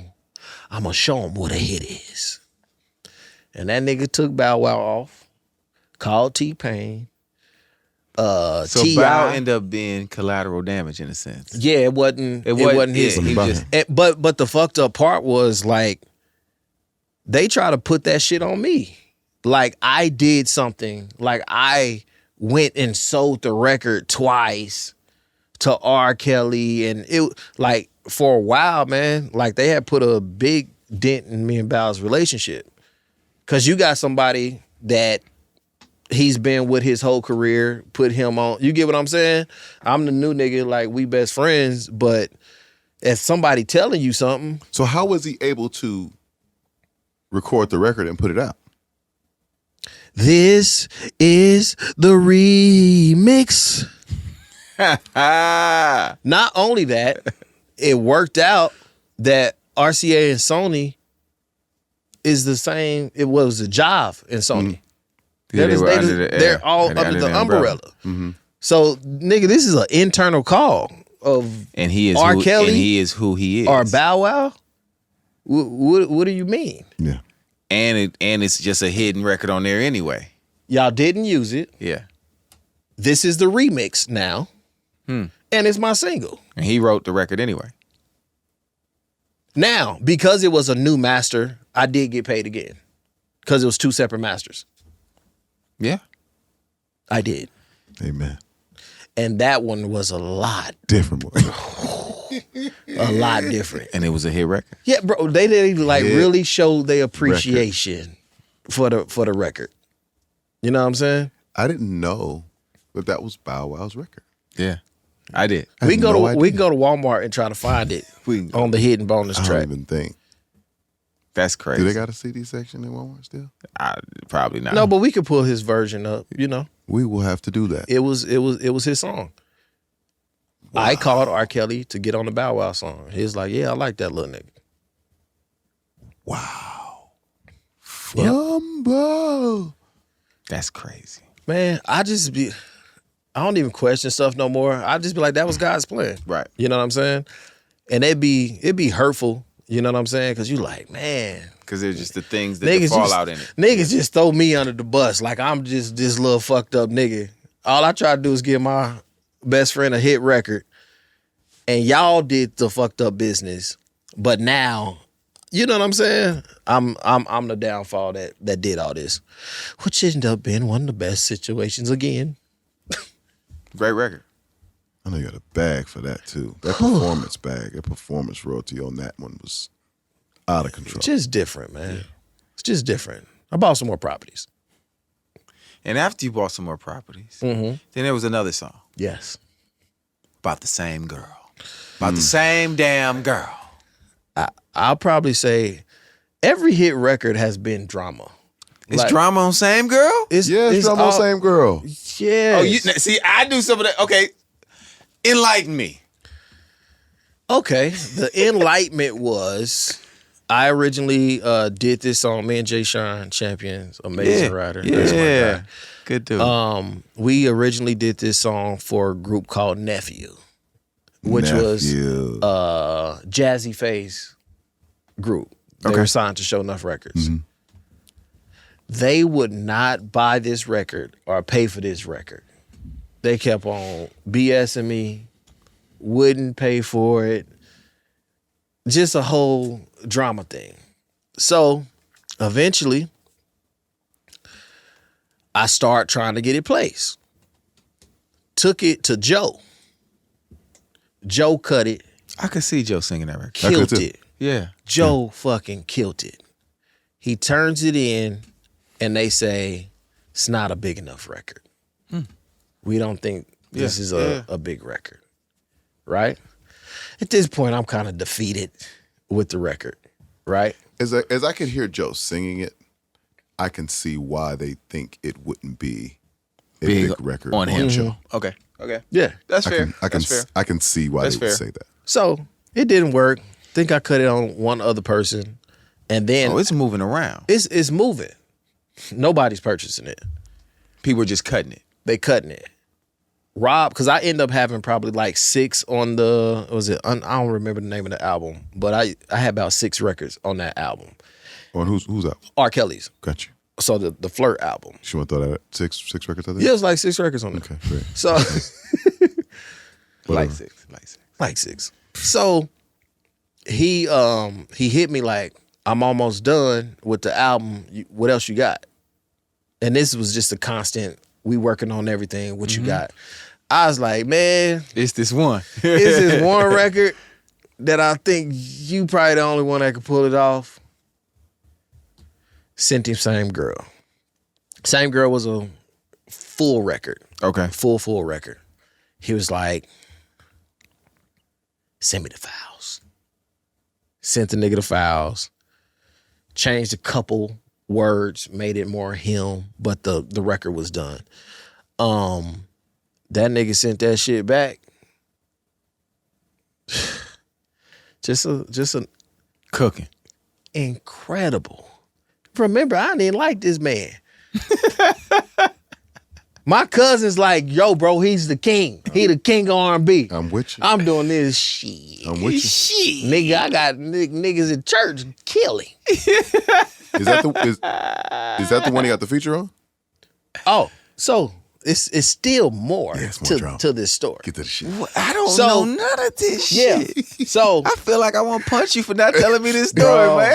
bro. Ain't no shit I don't know. Go Well, ahead. I didn't know the nigga. Bow Wow thing. You knew it. So he does the record. He hit me back like, it's a girl. It's one or the It was other. one of them. One or So the other. he like, Wayne Williams, Uncle Wayne Williams, he called me. He like, man, who should we get on the record? I was like, Oh, so it's their idea. Like we need to put. Okay. because it was actually same- made. It was yeah. made for a group. Yeah. You remember? Okay. So you had the back and forth Yes, with yes. the group saying they messing with the same chick. One nigga calling him saying, "Yo, bro, It's me. What you it's doing? me." Yeah, like Yeah. So the story is there, and they like, who we need to put on this record? I was like, Usher. And he said, "You motherfucker, I'll call you right back." That's an easy move. They're on Jive. Good job. They've never did a record together. Yeah. It's time. It's time. It's time. I'm a Flirt on fire. Fire. So Robert Kelly sends the record over.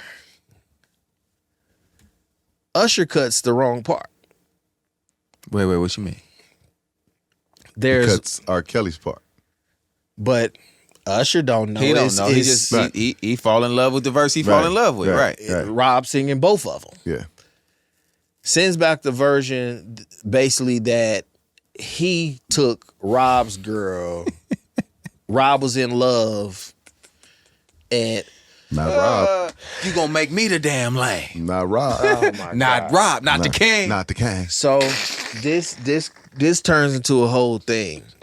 I have to fly to Chicago. great. I'm there We go play basketball. Just the whole You gotta go shit. play basketball. Yeah. Sit in the studio waiting 3 hours for him. Yeah. Nigga come in. And I'm like, little bro, I need to ask you something.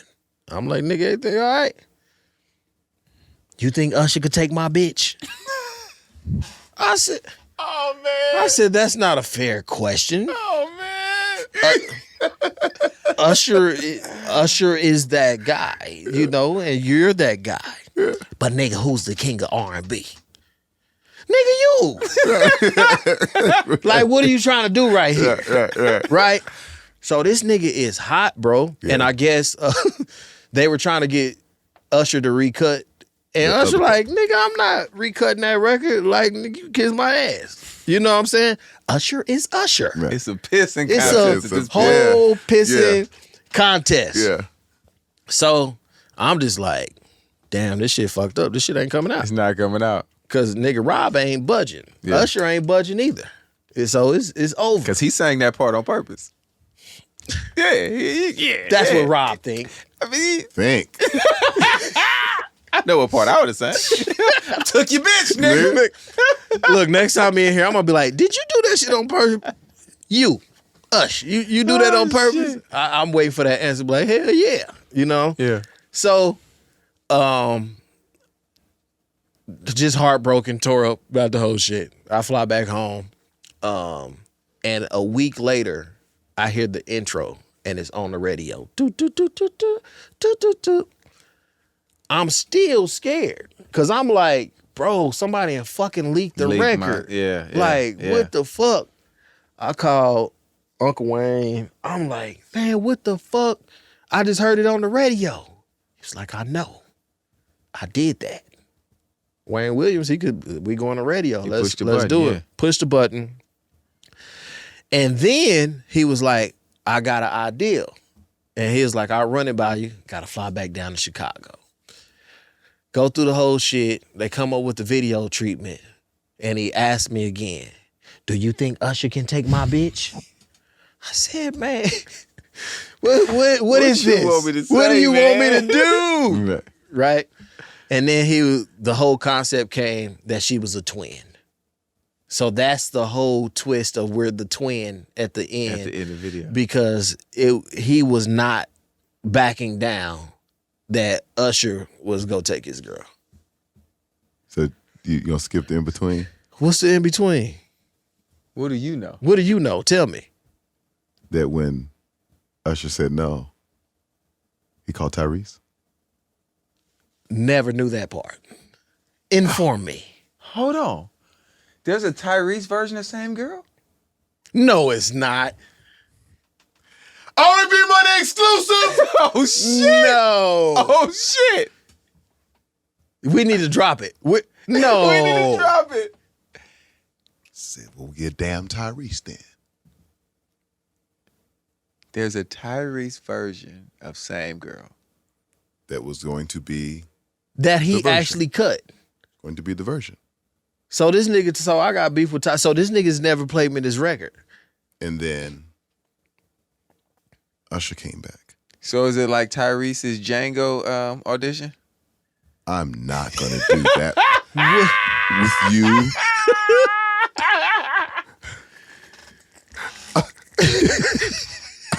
I am not.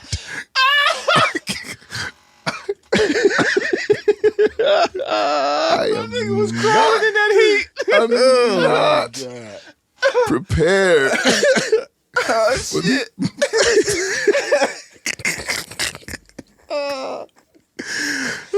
Wrong.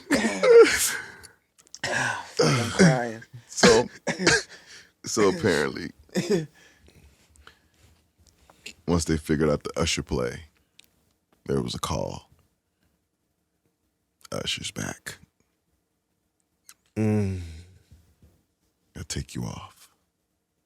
Where's that version? We gotta get that version. Who has that? Tyrese got to have it, don't he? You gotta have it. He's never played it for me. He told me about it though. We got to get it. Wayne Williams got to And have Ty it. was like, I get it. I understand. It's what it was. What it was supposed to be. Yeah. You know what I mean? But yeah. I'm going to call him because like he never told me that story. I never knew he had a version of It Same was Girl. that much drama. Wow. This shit deeper than Nino Brown. Yeah. Yeah. But you know what I appreciate about this story? Like hearing it, that's some real R&B shit. Though. Yeah. No, for sure. Yeah. For sure. Like that's For like sure. niggas cutting niggas mics off. Yeah. You know what I'm saying? Like, oh nigga, oh you want us to go on first? We Yeah. gonna shut this bitch Okay. down. Watch Okay. this. Yeah. Let's see how give you crickets, nigga. Make sure you wipe the board when we finish. Yeah. Yeah, that's some real R&B shit. Like nigga, no, I'm that R&B nigga. Yeah. No, I am. That's Rob for you too. Though. That's fucking crazy. That's a great story.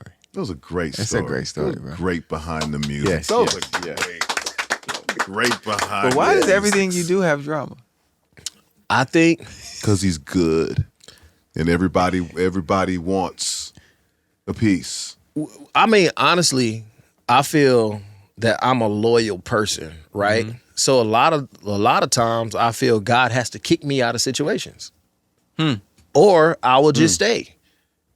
If I didn't get kicked out the underdog situation, I wouldn't be where my destiny is supposed to be. You know what I mean? Yeah, So You wouldn't have a skating rink. listen, I know that. so sometimes There's people, you know what I mean, and there are situations right. that you can only understand it now. It all makes sense now. Only understand it now. Yeah. Because this was a good thing we had going. I don't know. Right. Like, Right. Yeah.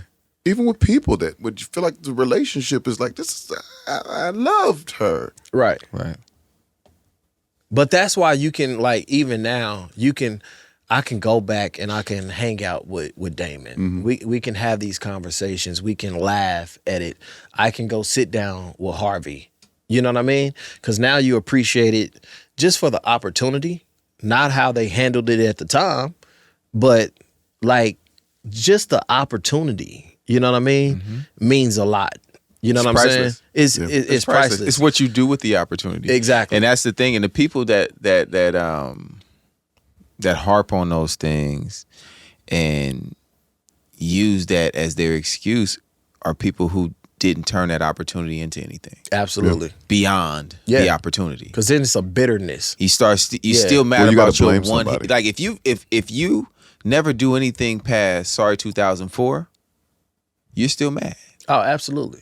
And you blame them. And you blame them It instead was of their blaming fault. yourself Yeah. and what you could have become. Absolutely. But once you become that, you're like, why would I blame them for my opportunity? You can't. And you look back and be like, this had to happen. It was my launch pad. It's every reason why I'm here. Yeah. Everything I Yeah. went through. Everything. It's Everything. the reason why I'm here. Yeah. I love that. So now I be looking for the drama. Like, nigga, if it ain't no drama, nigga, this ain't no hit. This ain't no record. If it ain't no drama, it ain't no This ain't hit. no hit. Shit. Every hit record has a story. Yes. And 90% of them is the drama. Yeah. The artist didn't want to cut it. They Right. hated the They song. hated the song. Yeah. They got to sing it every night. You know, actually, what I will say, When We has no drama behind it. There's no drama behind When We, is it? No. Outside of them. Telling us that it wasn't going to work. Yeah, I guess that's some drama. No, that's big drama. Yeah. Because now you're fighting, you arguing. Yeah. You are out on a limb basically alienating yourself and going against the grain. Yeah, that's true. That's drama. That's some drama. Because if it don't work, Yeah. That's where you going with it?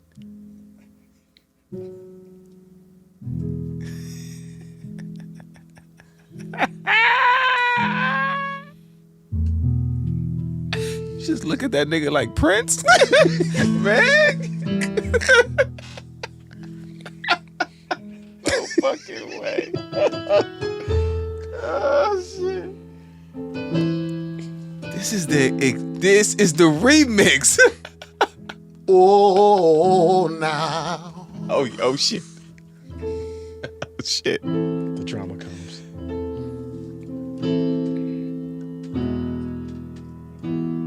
Oh, Ronnie's Top 5. Top 5. Oh, your top 5. Oh, top 5. R&B singers. R&B songs. Little Ronnie's top 5. Hey, top 5.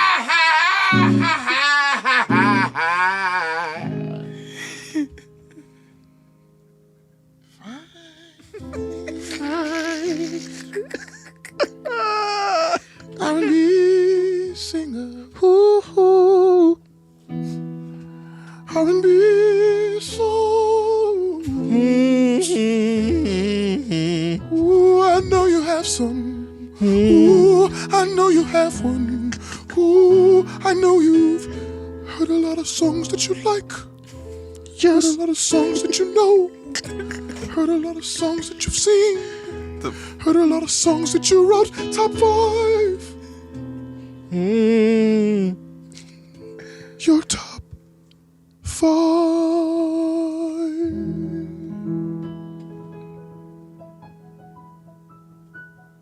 You think that nigga Tank better than me? You think that nigga could sing top 5 better than me? Lil Ronnie. Your top 5 R&B singers. That's so hard. Come on, bro. Come on, bro. R. Kelly, number 1. Start then. Start it off then. Number 1. Kick it off. I'm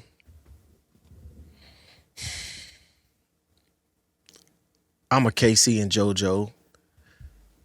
Hell yeah. You just gonna make them number 2 together? Jodeci. If you want to. I'm not questioning just you. the whole, Yeah. just the whole. The Haley brothers. Yeah. Yeah. Shit. Then you gotta go. And this is when, like you talking about Jordan or Kobe, Marvin Gaye. Then that's a flip between Stevie Wonder. Okay, I like what you're doing, brother.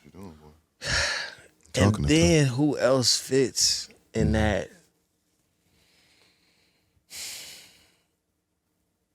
I'm a babyface nigga too, though. Come on. Like, Come on, man. Come on. Speak on it. That's my top 5. That's exciting. Kenny. It's exciting. Yeah, that's a cold top 5. Top 6. Whatever. Top. Okay. Now you want to talk about producers? No. No. Slow down, player. Relax. Slow down, player. Calm yourself. Slow down, player. Okay, All just let us run the pod. Okay, it's your pod. It's your shit. It's your studio. That's how it is. It is your But it's our shit. pod. It's y'all pod. Appreciate It's y'all platform. You turn the lights off in this motherfucker. Dark 5. Dark 5. Tyrese. This is sort of your top 5. Your top 5 I'm here all week. R&B songs. Okay. Oh shit.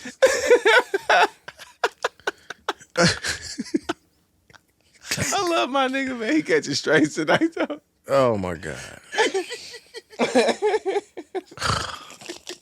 This is.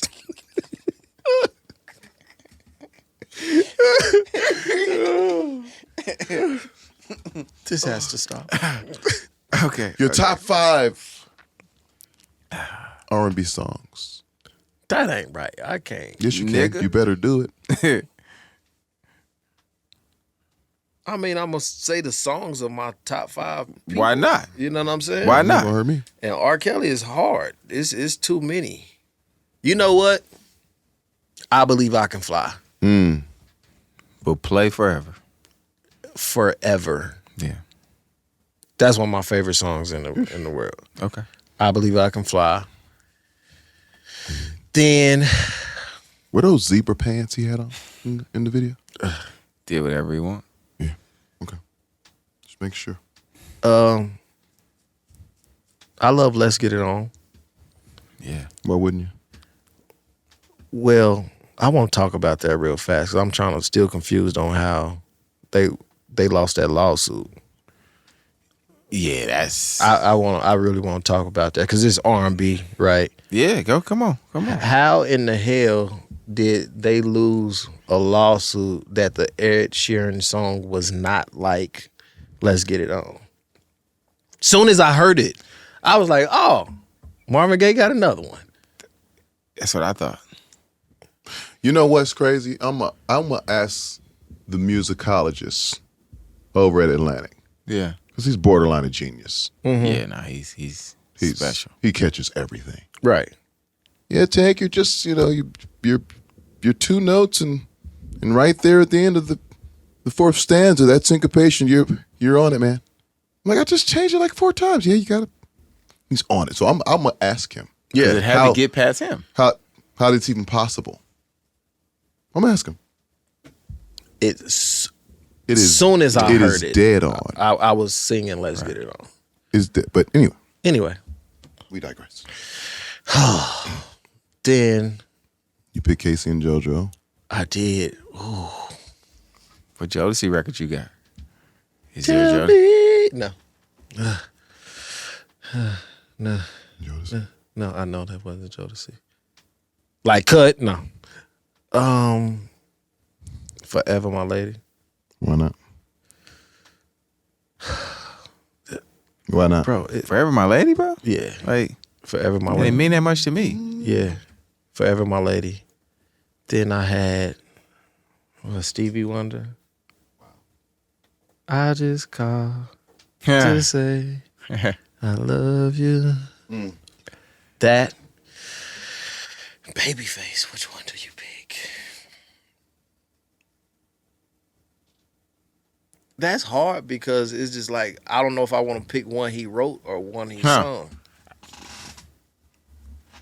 Because I want to say the Boys to Men song, but you're not gonna lose either way. No, but you can say you kind of took the easy way out. Just let you know that you're my brother. I'm gonna keep it funky with you. Took the easy way out by taking songs from the same singers that you said was top 5 singers. It Like makes sense, but though. but he took the It easy makes way out. But sense. it's your 5. So but it's hard for somebody to be your favorite singer and they don't have your favorite song. I don't agree because I don't know if all my favorite singers got all my favorite songs. I agree and disagree. Fair. Yeah. But I get it. I know what you're doing though. I know you too well. Fuck that. Give us your 5th, nigga. I was like, something wasn't right about this keyboard. It's been transposed this whole time. I was like, something ain't right. I got relative pitch. So you was cheating and you go try to blame it on the No, keyboard. y'all had me singing higher than normal. I was like, well, I can normally hit this. Let's go. I didn't do it. I thought it reset every time. I don't know. Y'all set me up.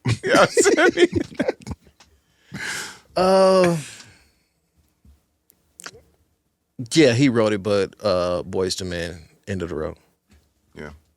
Perfect song. Sang that at a talent show once. Although we've come. I sang it at my ex-girlfriend. Well, she was my girlfriend at the time, at her high school with some guys that were in a group there.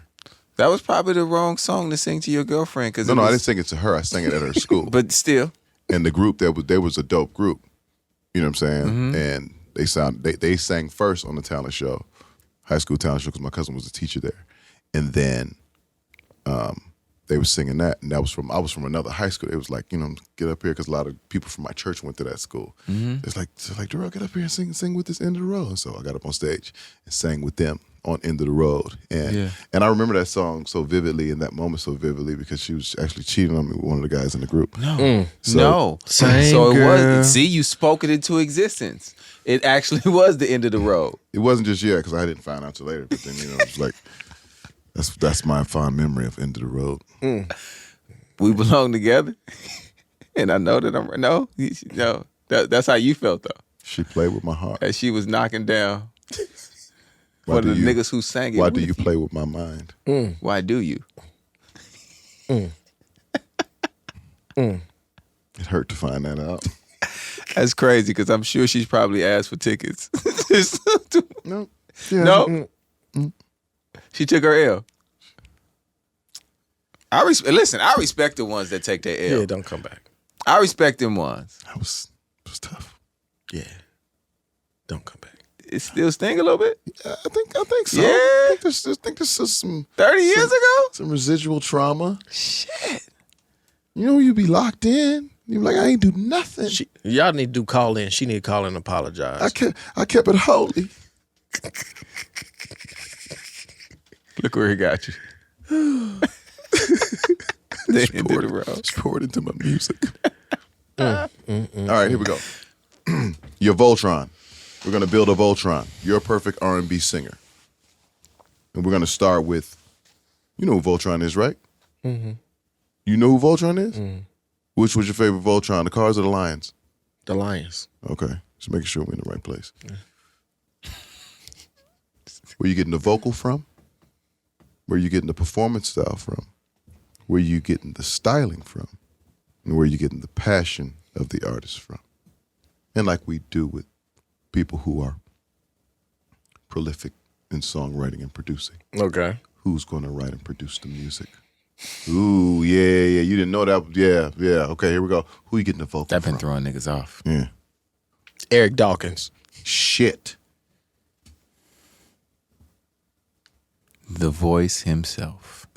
Yeah, we just talking about voice. Yes. The voice The himself. voice can do anything. Yeah. Anything. Anything. Mm-hmm. He's the vocal computer. Yes. Dial it up. Dial it up. I'll take Eric. Okay. Eric Dawkins. Dawkins. Wow. Performance style. Chris Brown. Okay, you Come ready? on. You ready? You Yeah, got look at Eric- him. He act like he on a game show right now. Look at him. Chris Brown. Eric Dawkins vocal, Chris Brown performance style. Sheesh, it's getting tricky. Styling. Putting that fly shit on. Who was that guy to me? I'll say Tank. I like your style. Hey, man. Yeah, look at that, man.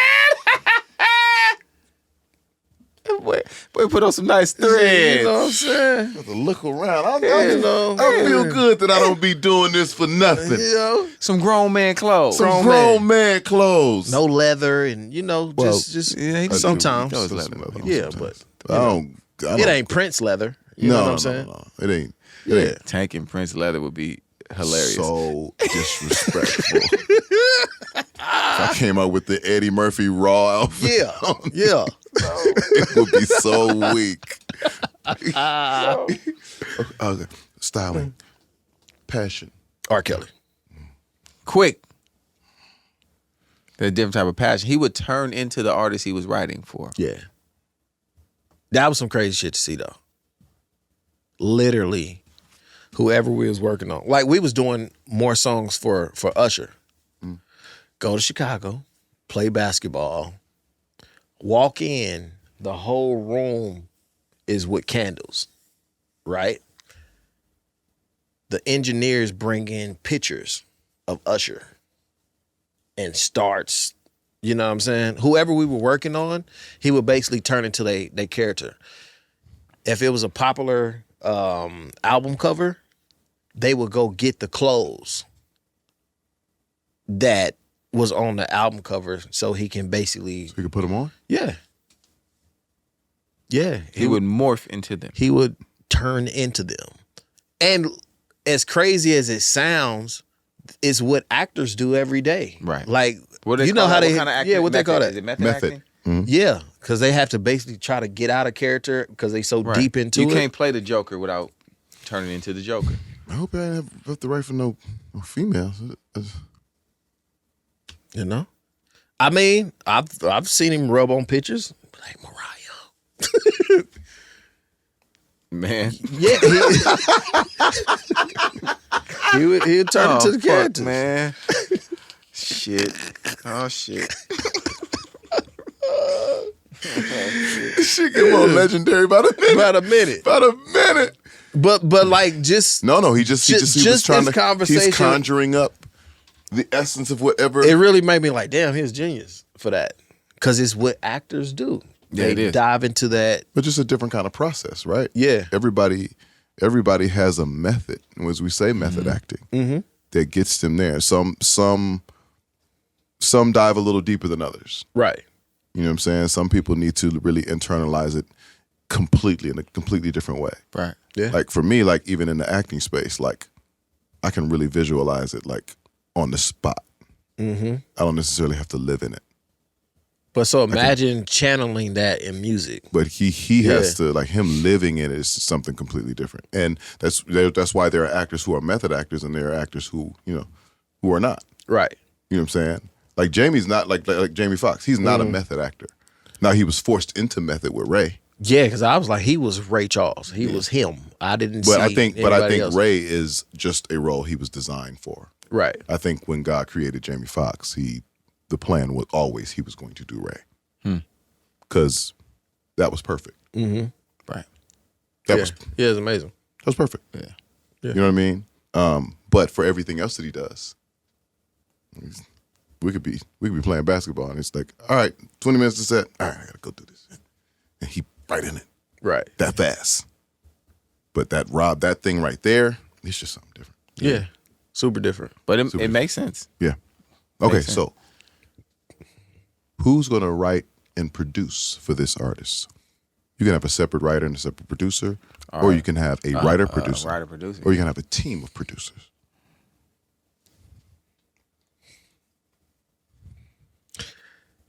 Only reason it's taking me so long to answer this question is just because in my top 5 as producers, I don't know it would match this artist, right? Like, because I'm Dr. Dre. Of course, you're a Taylor. Number You're- one. You're a Taylor, yeah. Right? Yeah. And Dr. Dre, to me, doesn't fit that character I just built. Yeah. Okay. You know what I mean? Huh? Because it's like Dr. Dre, then it's Quincy Jones. You know what I mean? But those guys don't fit this character. Now,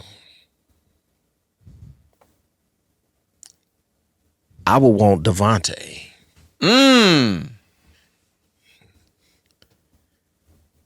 To produce this record on this artist that I just created.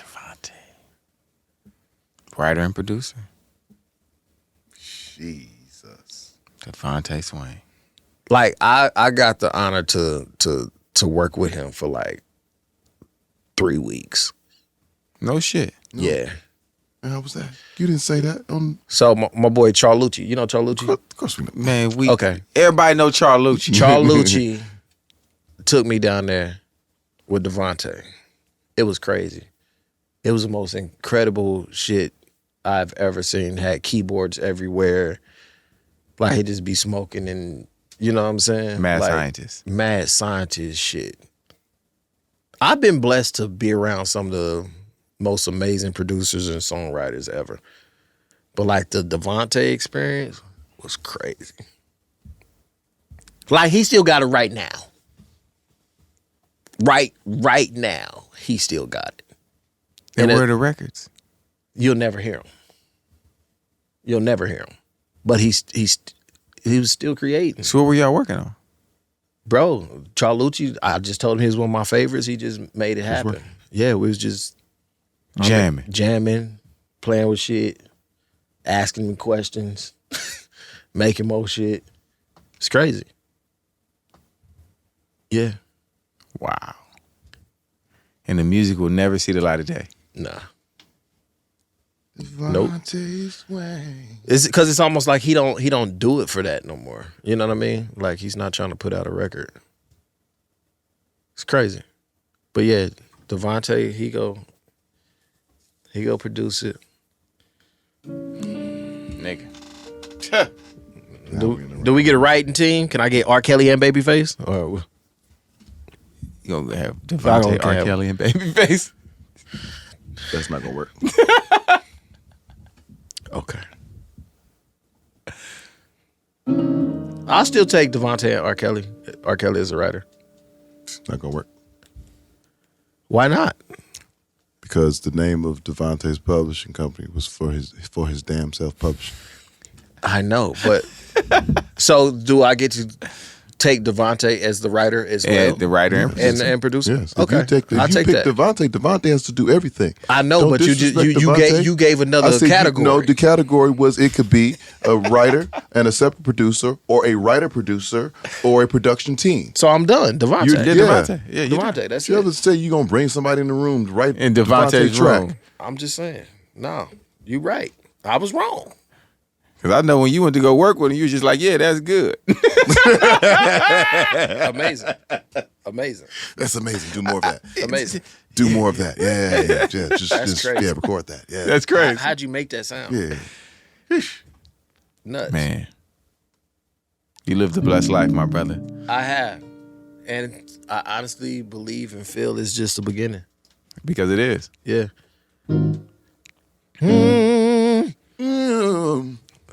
Shabba. Church nigga. I ain't saying no names. Hey. I ain't saying no names. I ain't saying no names. I ain't saying no names. Where you was? Hey. Who you was with? What you did? Don't say shit. I ain't saying no names.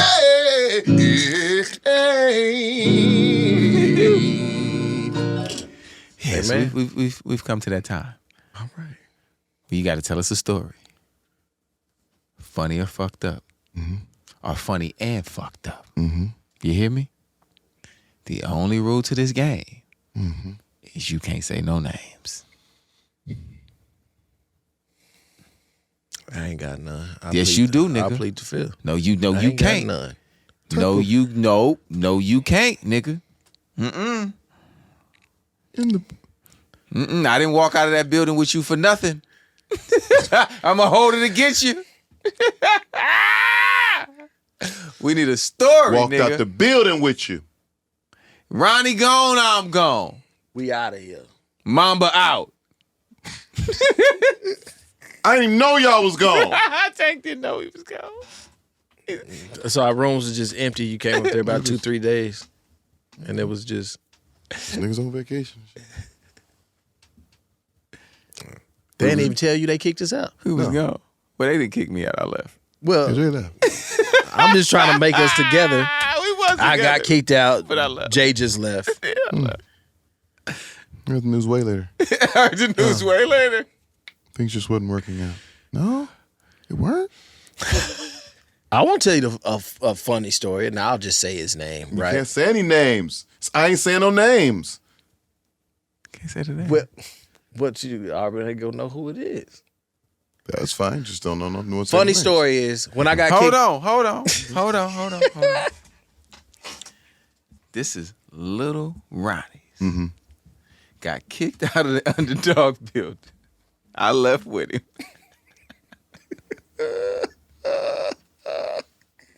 The flirt himself. The flirt himself. Messing with the same girl. Same girl. And please excuse his hand. Excuse his hands. Man, I ain't saying no name. I ain't saying no names. So I get a call from a good friend, and he tells me that he's in a certain place and he's playing this record that had just came out, and people are dancing around the studio saying how amazing this record is. And he ends up telling them that I did the record. And it was just crickets in the room. After they were just dancing, saying how amazing the record was, and saying how incredible the artist was, and how they always wanted to work with him. And my little name came back up. When God put you in position. That's a story. It's a good one. And I close my chapter there. It's a good one. That was your get back.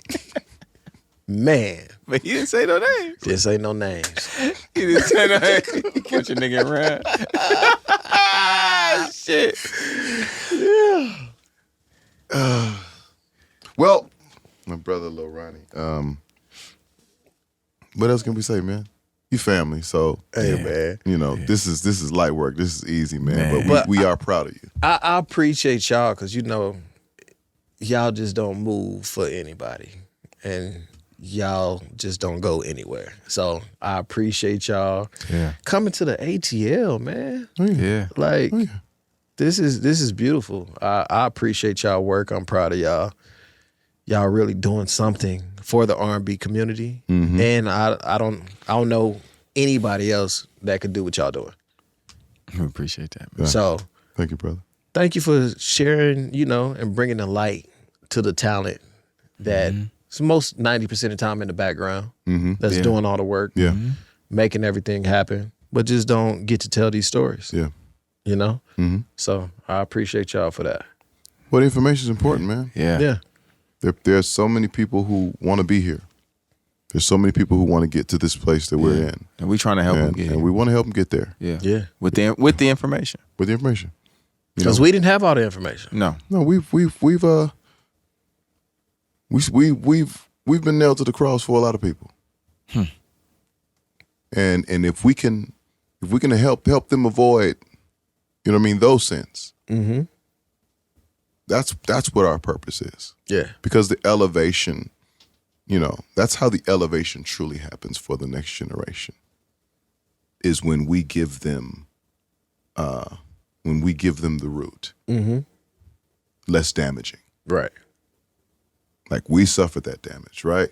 Like think about the NBA, the older guys. They suffered those knee pains and those shoulder pains that at the time you didn't have the analytic on how much you should play on that, or you didn't have the medicine that could heal.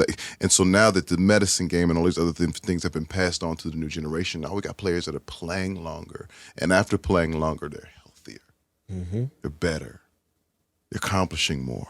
Yeah. We got to get to that with this music. We get to that with this music. Yeah. Give it to them. Yeah. I want the next generation to be better Absolutely. And richer. and richer. Yeah. I want that.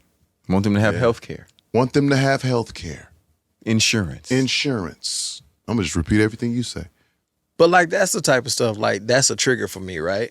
So it's like, why can't we find somehow or a way to make sure all the writers and producers got insurance? You know what I mean? Like that's the type of stuff that's I think the thing, about. even bringing on people who do that in the industry and talking about SAG-AFTRA, talking about, NAFTA and, these different entities that are set up for you to have that. But we don't even hear, sometimes we don't even hear those names or don't even think that, especially in our space in music, in our community, that these things are available to us. Right. Don't know they exist. Because they are available to us. There are funds. There are thresholds that, once you have, a certain amount of credits or whatever it may be. Hours in. Hours in, you're getting dental, you're getting, healthcare, you're getting, these things. And I think that a lot of us in our community just think that we're out here by ourselves and there's nothing there. People who have actually had success in the business, Yep. Right. but just don't even know about it. Listen, I'm about to ask you because I pay a lot of money Oh yeah, for all this stuff, and that's the conversations I love having. Yeah. It's just like, what information can we get? just being a part of it. Yeah. Being voting members, Oh, absolutely. being trying to I argue with people every day about when the Grammy stuff come up, and I just be like, listen, everybody's complaining, nobody's registered. Nobody's doing anything. Nobody's doing anything. Everybody's complaining, don't even know how it works. Don't even know how it works. You have a clue. Yeah. Like I watched and I watched Harvey speak on just the progression of how, the voting process, how it's changed and where it's come to, and I'm like, people don't even know that. They have no idea. Right. They're just yelling, it ain't right. It ain't. I actually loved the change that you could only vote in Absolutely. 3 categories. Yeah. Because I stop voting on shit you don't know You about. don't know listen, about. but guess what? I will honestly say I was a part of that problem because I dab in all genres. But if I would go down to a certain genre and I seen Marley. Oh, that's one of Bob Marley's. Right. You ain't heard the song ain't one heard time. Not one song. Right. You go to the gospel category, Franklin. Kirk Franklin. And so a lot of times that favoritism wasn't on purpose. Right. Right. It's just you know the names, like running for office. Right. And the then name you you know. didn't know you could not vote on that. Right. There was no rule saying, hey, you don't have to fill out everything. Just fill out Right. what you're Right. expert in. So I love that you can only I love vote, that. Yeah. vote in 3. Vote what you know. Because you man. really you know what you know. You listen to what you listen to. Yeah. So there's no way a country guy should be, and that's his expertise, should be voting on who's the best rapper. You don't listen to rap. Yeah. And we shouldn't be voting on what's the best country song. Not unless that's what That's what we do. we do. It's you in it. Yeah. It's you immersed in it. Absolutely. Yeah. Because there's an over and there's an underground to everything. Mm-hmm. And unless you're really immersed into a thing, you don't get it. Yeah. Right. You won't know. You can't know. Right. Yeah. And I applaud Harvey. He's been doing a great job. He's fighting, Yeah. He's doing a great job. and it's something that It's an uphill doesn't battle. change. It It's an doesn't uphill change battle. in one day. It doesn't change in one term. right. You know what I'm saying? There's still board members. There's still all these things and factors that you have to. There's still traditions that people are Right. trying to uphold. And so, it just takes time, man. Yeah. Yeah. And if you want to see change, support the guy that's trying to make the change. Yeah. You beat him up too. Then we never get there. They're like, everybody can get it. Man. Well, Brother Ronnie, Brother Lil Ronnie, Yeah. we thank you for opening your fine establishments. Thank you, sir. Yeah, to the R&B Money. It's R&B Money. Yes. All under one roof. I will be using A2's my room. Absolutely. So you can go and put my name on that. I will put it on there tonight. You know, that's with me and JLB. A2. Yeah, we're going to record some songs while we're here, too. Jay said he might want A1. He's like, you can go over there to A2. Man, that's the Valentine. You know what I'm saying? I mean, There's enough room here to do some push-ups and shit, Yeah, man. this- 'cause I'm you know, just saying we don't he, have he- entourage He did and put you on shit. that hidden bonus track. Yeah. Sometimes you can. Shit. This man has a #1 record. He does. Okay? He does. Slow, baby. And got another one getting ready to come out. Yeah. All on tour. Come on. Yeah, all in the on video. all in the video. Yeah, yes, I am. Oh, man. Hey, we was watching. We was me and Bob was looking at the podcast. We was looking at something the other night.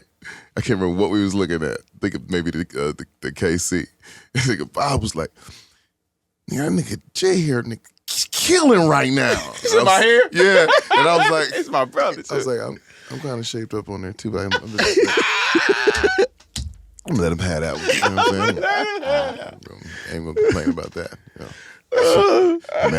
Manager all on your pod. All on your podcast. It's too much, We're man. supposed to be brothers. We're supposed to be brothers. Bro, we love you, man. We Man, we appreciate love you, you, man. bro. That's the best way Love, we can say man. it, man. My name is Tank. I'm J Valentine. And this is the R&B Money Yeah, Podcast, yeah. the authority on all things R&B. And this is and will always be Lil Ronnie. Love y'all. R&B